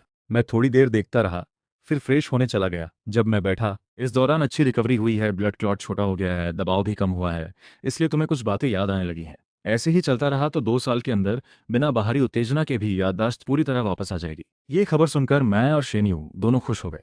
हमने डॉक्टर का धन्यवाद किया, फिर पुरानी जगहों पर घूमने का इरादा किया। मैं उंगलियों पर गिनता रहा, अभी भी कई जगहें बची हैं जहां जाना है। मुझे एक मौका और दे दो, मैं सब कुछ जान चुकी हूँ। मुझे कोई एतराज नहीं कि इन 3 सालों में तुमने मुझे नकली समझा, बस तुम मेरे पास वापस आ जाओ। पहले लगता था मैं इकाई हार मान चुकी है, अब देखा तो फिर मिली। मेरा चेहरा सख्त पड़ गया। मुझे लगता है मैं पहले ही साफ कह चुका हूँ, मुझे किसी से गहरा प्यार है, पर वो तुम नहीं हो। निकाई ने मुट्ठी कसकर पकड़ी। मुझे पता है, पर हम 3 साल शादीशुदा रहे, तुम्हारे मन में मेरे लिए कुछ ना कुछ जरूर रहा होगा। और अभी शेन यू की याददाश्त भी गई हुई है। वो नहीं है जिससे तुम्हें प्यार है। अभी वो एक याददाश्त खोई हुई इंसान भर है। तुम मुझे एक बार क्यों नहीं देखते? मेरे चेहरे का भाव अब बेसब्री भरा हो। मैंने पहले नीकाई से शादी सिर्फ उसके चेहरे की वजह से की थी। शादी के बाद जो कुछ भी सहा, वो भी उसी चेहरे की वजह से। अब मुझे उस चेहरे को देखकर खुद को दबाने की जरूरत नहीं है। मरने जैसी तकलीफ नहीं होती अब। मीकाई हार क्यों नहीं मान लेती? मेरी आवाज बिल्कुल बेभाव थी। तुम पूछ रही हो 3 साल की शादी में मेरा तुम्हारे लिए कोई भाव था या नहीं? पहले देखो तुमने क्या किया। तुम्हारे दिल में हमेशा शिया आन ही थी, तुमने कभी मेरी परवाह नहीं की। फिर मुझे तुमसे भाव रखने के लिए कैसे कहा जा सकता है? मेरा तुम्हारे लिए एकमात्र भाव बस वो चेहरा था, जो शेन्यू जैसा है। अगर ये चेहरा ना होता, मैं तुम्हारी तरफ देखता भी नहीं। मेरी सीधी बात मी इकाई के दिल में सीधे धंस गई। उसने कर्कश आवाज में कहा, इतने सालों साथ रहा हुआ इंसान इतनी बेरहमी से बोल सकता है, ये उसे नहीं सोचा था। उसने तो पूरी तैयारी की थी मुझे मनाने की। इतनी बेरुखी भरी बात सुनकर उसने कांपती आवाज में कहा, मुझे यकीन नहीं होता लिन्नू, तुम जरूर झूठ बोल रहे हो। इन 3 सालों में तुमने जो मेरे लिए किया वो मैंने सब देखा है। मैंने शियान को भगा दिया है। अब से मैं एक अच्छी पत्नी बनूंगी, तुम्हें फिर कभी तकलीफ नहीं होने दूंगी। क्या तुम एक याददाश्त खोई हुई इंसान के साथ रहना चाहोगे? जो वो कर सकती है वो मैं भी कर सकती हूँ। उसकी आंखें भी लाल हो गई, ये सोचकर कि इतनी घमंडी औरत मुझे मनाने के लिए इस हद तक झुक गई। अगर किसी ने देख लिया तो यकीन नहीं करेगा। खुद मिकाई को भी शुरुआत में यकीन ही था। उसे लगता था बस उसकी बोलते ही मैं वापस आ जाऊंगा। फिर उसे लगा माफ़ी और मुआवजा देने से मैं पिघल जाऊंगा। पर अब उसे लगने लगा है मेरे सामने सच्चा दिल दिखाना होगा, तभी मैं भरोसा करूंगा। मिकाई एक कदम आगे बढ़ी, तभी अचानक एक ट्रक तेजी से आता दिखा, सीधा मेरी तरफ। मिकाई का दिल कांप गया। उसने ड्राइवर सीट देखी, ड्राइवर सो चुका था। वो रिफ्लेक्स में उसे बचाने बढ़ी, पर शेनियो की प्रतिक्रिया तेज थी। उसने सीधे मुझे गले लगाकर अपने पीछे छिपा लिया, अपने शरीर से मेरी रक्षा की। ट्रक की टक्कर से सोया हुआ ड्राइवर जाग गया, तुरंत ब्रेक लगाई, पर देर हो चुकी थी। शेनियो और मैं दोनों गाड़ी के नीचे आ गए। खून का बड़ा तालाब बन गया। मिकाई की आंखें छोटी पड़ गई। ये देखकर एक सैनिक होने के नाते उसके ट्रेनिंग में उसे तुरंत होश में ला दिया। उसने फौरन एम्बुलेंस को कॉल किया। मेडिकल टीम जल्दी पहुंची। आते ही देखा शेन यू ने मुझे पूरी जान से बचाया हुआ था। वो पूरी तरह खून से लथपथ बेहोश थी। मुझे बस हल्की चोट लगी थी। जब उन्होंने हमें उठाया, मैं दिल फाड़कर रोया। शेन यू को आखिर क्यों ऐसा हादसा होना था? मैं देखता रहा शेन यू को स्ट्रेचर पर ले जाते हुए। आखिरी में कमजोर होकर मुझे मुस्कुराई, होठ बेजान से हिले। मैंने ये बात कहते ही उसकी आंखें बंद हो गईं। मुझे फिर से लगा किस्मत का खेल कैसा है। मैं होश खोकर रोता रहा। एक बार भी उसी हादसे में घायल हुई मिकाई की तरफ नहीं देखा। तुरंत उसके पीछे पीछे गाड़ी में चढ़ गया। शेन यू का हाथ कसकर पकड़े रहा। एम्बुलेंस चली गई। वहीं रुकी एक नर्स ने मिकाई को देखा जो पीछे खड़ी थी। उसने अच्छे मन से पास आकर पूछा, मैडम आप भी तो घायल लग रही हैं, अस्पताल में चेक करा लीजिए क्या? मिकाई को जैसे कुछ सुनाई ही नहीं दिया, बस बेसुध होकर एम्बुलेंस के जाते हुए देखती रही। सच में मैंने एक बार भी उसकी तरफ नहीं देखा था। भले ही उसने अभी अभी मुझे बचाने की कोशिश में अपना कंधा भी उतरवा लिया था, मुझे कोई फर्क नहीं पड़ा। मेरी आंखों में तो बस शेन यू ही थी। तब उसे शायद कुछ समझ आया। गले से घुटी हुई आवाज निकली, कुछ नहीं हुआ, मैं थोड़ा आराम कर लूंगी। उसने आखिरी बार एक नजर देखी, फिर धीरे से ये सच्चाई एक सुई की तरह उसके दिल में चुभ गई। हर सांस के साथ दर्द होने लगा। उसे एहसास हुआ कि वो बहुत पहले ही गलती कर चुकी है। महिला धीमे कदमों से सड़क पर चलती हुई स्टेशन पहुंची। स्टाफ ने आकर पूछा, मैडम टिकट सही है क्या? उसने सिर हिलाया। बी चेन की टिकट दे दो, सबसे जल्दी वाली। स्टाफ जल्दी से टिकट बनाते हुए पूछ बैठा, मैडम घर जा रही हैं क्या? घर? उसने कड़वी हंसी दी, बस वही काम है। मैं होश खोकर हॉस्पिटल पहुंचा। ड्राइवर को पुलिस स्टेशन ले जाया गया, पर शेन यू का ऑपरेशन अभी भी चल रहा था। पहले सिर में जमा खून, फिर इस हादसे में सिर पर एक और चोट। अब उसकी हालत बहुत नाजुक थी, कभी भी उसकी जान जा सकती थी। ऑपरेशन 10 घंटे तक चला। मैं भी बाहर पूरे 10 घंटे बैठा रहा। इस दौरान न मैंने आंख झपकाई, न कुछ खाया। मेरे दिमाग में बस शेन यू थी। अगर शेन यू को कुछ हो गया तो मैं भी उसके साथ चला जाऊंगा। जब ऑपरेशन थिएटर की लाइट बंद हुई, कमरे का दरवाजा खुला, मैं तेजी से भागा। डॉक्टर वो ठीक तो है ना? कुछ हुआ तो नहीं? मेरी चिंता साफ दिख रही थी, पूरा शरीर कांप रहा था। कपड़ों पर लगा खून साफ करने की भी फुर्सत नहीं मिली थी। डॉक्टर ने राहत की सांस ली। पेशेंट की हालत ठीक है, जान का खतरा टल चुका है, बस कुछ दिन ऑब्जर्वेशन में रखेंगे। स्थिति पूरी तरह स्टेबल होने पर जनरल वार्ड में शिफ्ट कर देंगे। मेरा शरीर ढीला पड़कर जमीन पर बैठ गया। राहत भरी लंबी सांस ली। शुक्र है जान का खतरा टल गया। शेन्यू को कुछ नहीं होगा। अगले कुछ दिन मैं हॉस्पिटल में शेन्यू के पास ही रहा। तीसरे दिन शेन्यू आखिरकार होश में आई। मैं सबसे पहले उसके पास गया। उसकी कमजोर हालत देखकर मैं फिर रो पड़ा। तुमने मुझे क्यों बचाया? तुम्हें पता है तुम्हारी जान भी जा सकती थी। महिला का पूरा शरीर पट्टियों में लिपटा था, फिर भी उसकी मुस्कान वही थी। क्योंकि मुझे तुम्हारे साथ कुछ होने से ज्यादा डर लगता है। मो हमने तो कहा था ना मैं जिंदगी भर तुम्हारी रक्षा करूंगी। मैं ठिठक गया, ये तो हमने पहले कही थी बात। मेरी आंखें आंसुओं से भर गईं। तुम्हें याददाश्त वापस आ गई? शेन ने सिर हिलाया। कमजोर होते हुए भी आवाज पक्की थी। डॉक्टर बोले इस हादसे की वजह से सिर का जमा खून पूरी तरह साफ हो गया, इसलिए मुझे सब कुछ याद आ गया। शुक्रिया लिनमो, तुम्हारे बिना मेरी याददाश्त शायद कभी वापस न थी। उसकी कमजोर पर हमेशा की तरह मुस्कान थी। मुझे समझ नहीं आया क्या कहूँ। हंसते रोते दो साथ हो गए। किस्मत का उलटफेर कैसा था कि याददाश्त वापस भी आ गई। पर इस बार का हादसा इतना खतरनाक था कि अगर दोबारा ऐसा कुछ हुआ तो मैं चाहूंगा ऐसा कभी न हो। शेन खांसते हुए। डॉक्टर तुरंत पहुंचे, बताया कि हालत गंभीर होने की वजह से पेशेंट को ज्यादा बात नहीं करनी चाहिए, अच्छे से आराम जरूरी है। मैंने सिर हिलाया। इसके बाद रोज मैं हॉस्पिटल आता, शेन के साथ रहता, हर बार खुद बनाया न्यूट्रिशन फूड लेकर आता।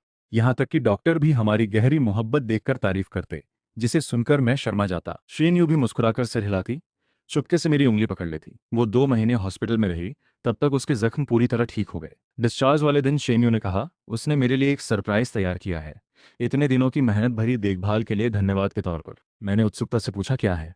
रहस्यमय अंदाज में शेन्यू बोली, गिफ्ट तो रहस्यमय ही होना चाहिए ना, नहीं तो गिफ्ट कैसा? ठीक है, इस बार भरोसा कर लेता हूँ तुम पर। मैंने ज्यादा जिद नहीं की। मुझे लगता था इतनी शांत जिंदगी ही सबसे बड़ा तोहफा है। हम घर पहुंचे। शेन यू ने फ्रिज से एक केक निकाला। मेरी आंखें चमक उठीं। इस दौरान मैं भी न्यूट्रिशन फूड ही खाता रहा था। मुंह का स्वाद ही भूल गया था। मीठा खाने का बहुत मन था। मैं बेसब्री से आगे बढ़ा। शेन यू ने सिर हिलाया। हाँ, एक बाइट चखोगे? मैंने पहले से कटा हुआ पीस लेकर एक बाइट लिया। अगले ही पल मेरी आंखों में हैरानी और अचरज छा गया। मुंह से कुछ निकला। वो एक अंगूठी थी, चुपचाप मेरी हथेली पर टिकी। आयुए, ये तो मुझे करना चाहिए था। मैं घबरा गया। शेन यू घुटने के बल बैठ गई। मेरी हथेली से अंगूठी उठाई, क्रीम साफ करके मेरे सामने रखी। लिन साहब, क्या आप मुझसे शादी करेंगे? हमारा पुराना वादा पूरा करते हुए। मुझे यकीन नहीं हुआ। आंखें लाल हो गईं। जिस दिन से हम साथ थे, शेन्यू ने हमेशा कहा था वो मेरे घर आएगी दुल्हन बनकर। अब इतने सालों बाद उसने आखिरकार अंगूठी उठाई। मैंने कांपती आवाज में कहा, हाँ मुझे मंजूर है, मुझे मंजूर है। अगले पल चांदी की अंगूठी उसकी उंगली में पहना दी गई। शेन्यू ने मेरा हाथ पकड़ा, अंगूठी को ठीक करते हुए। अब से तय हो गया, तुम मेरे हो लिनमो। हम हमेशा साथ रहेंगे, फिर कभी अलग नहीं होंगे। मैं सामने खड़ी उसे देखता रहा।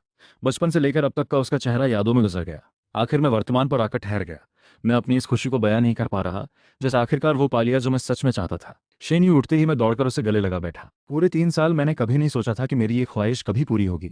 मैं रोते रोते बेहाल हो गया। शेन्यू ने कान में याद दिलाया, अब विश मांगने का वक्त है। मोमबत्तियां जल चुकी थीं। अगर विश मांगनी हो तो मैं चाहता हूं अभी और हमेशा यही पल रहे। मैंने शेन्यू की तरफ देखा, धीरे से मोमबत्ती बुझा दी।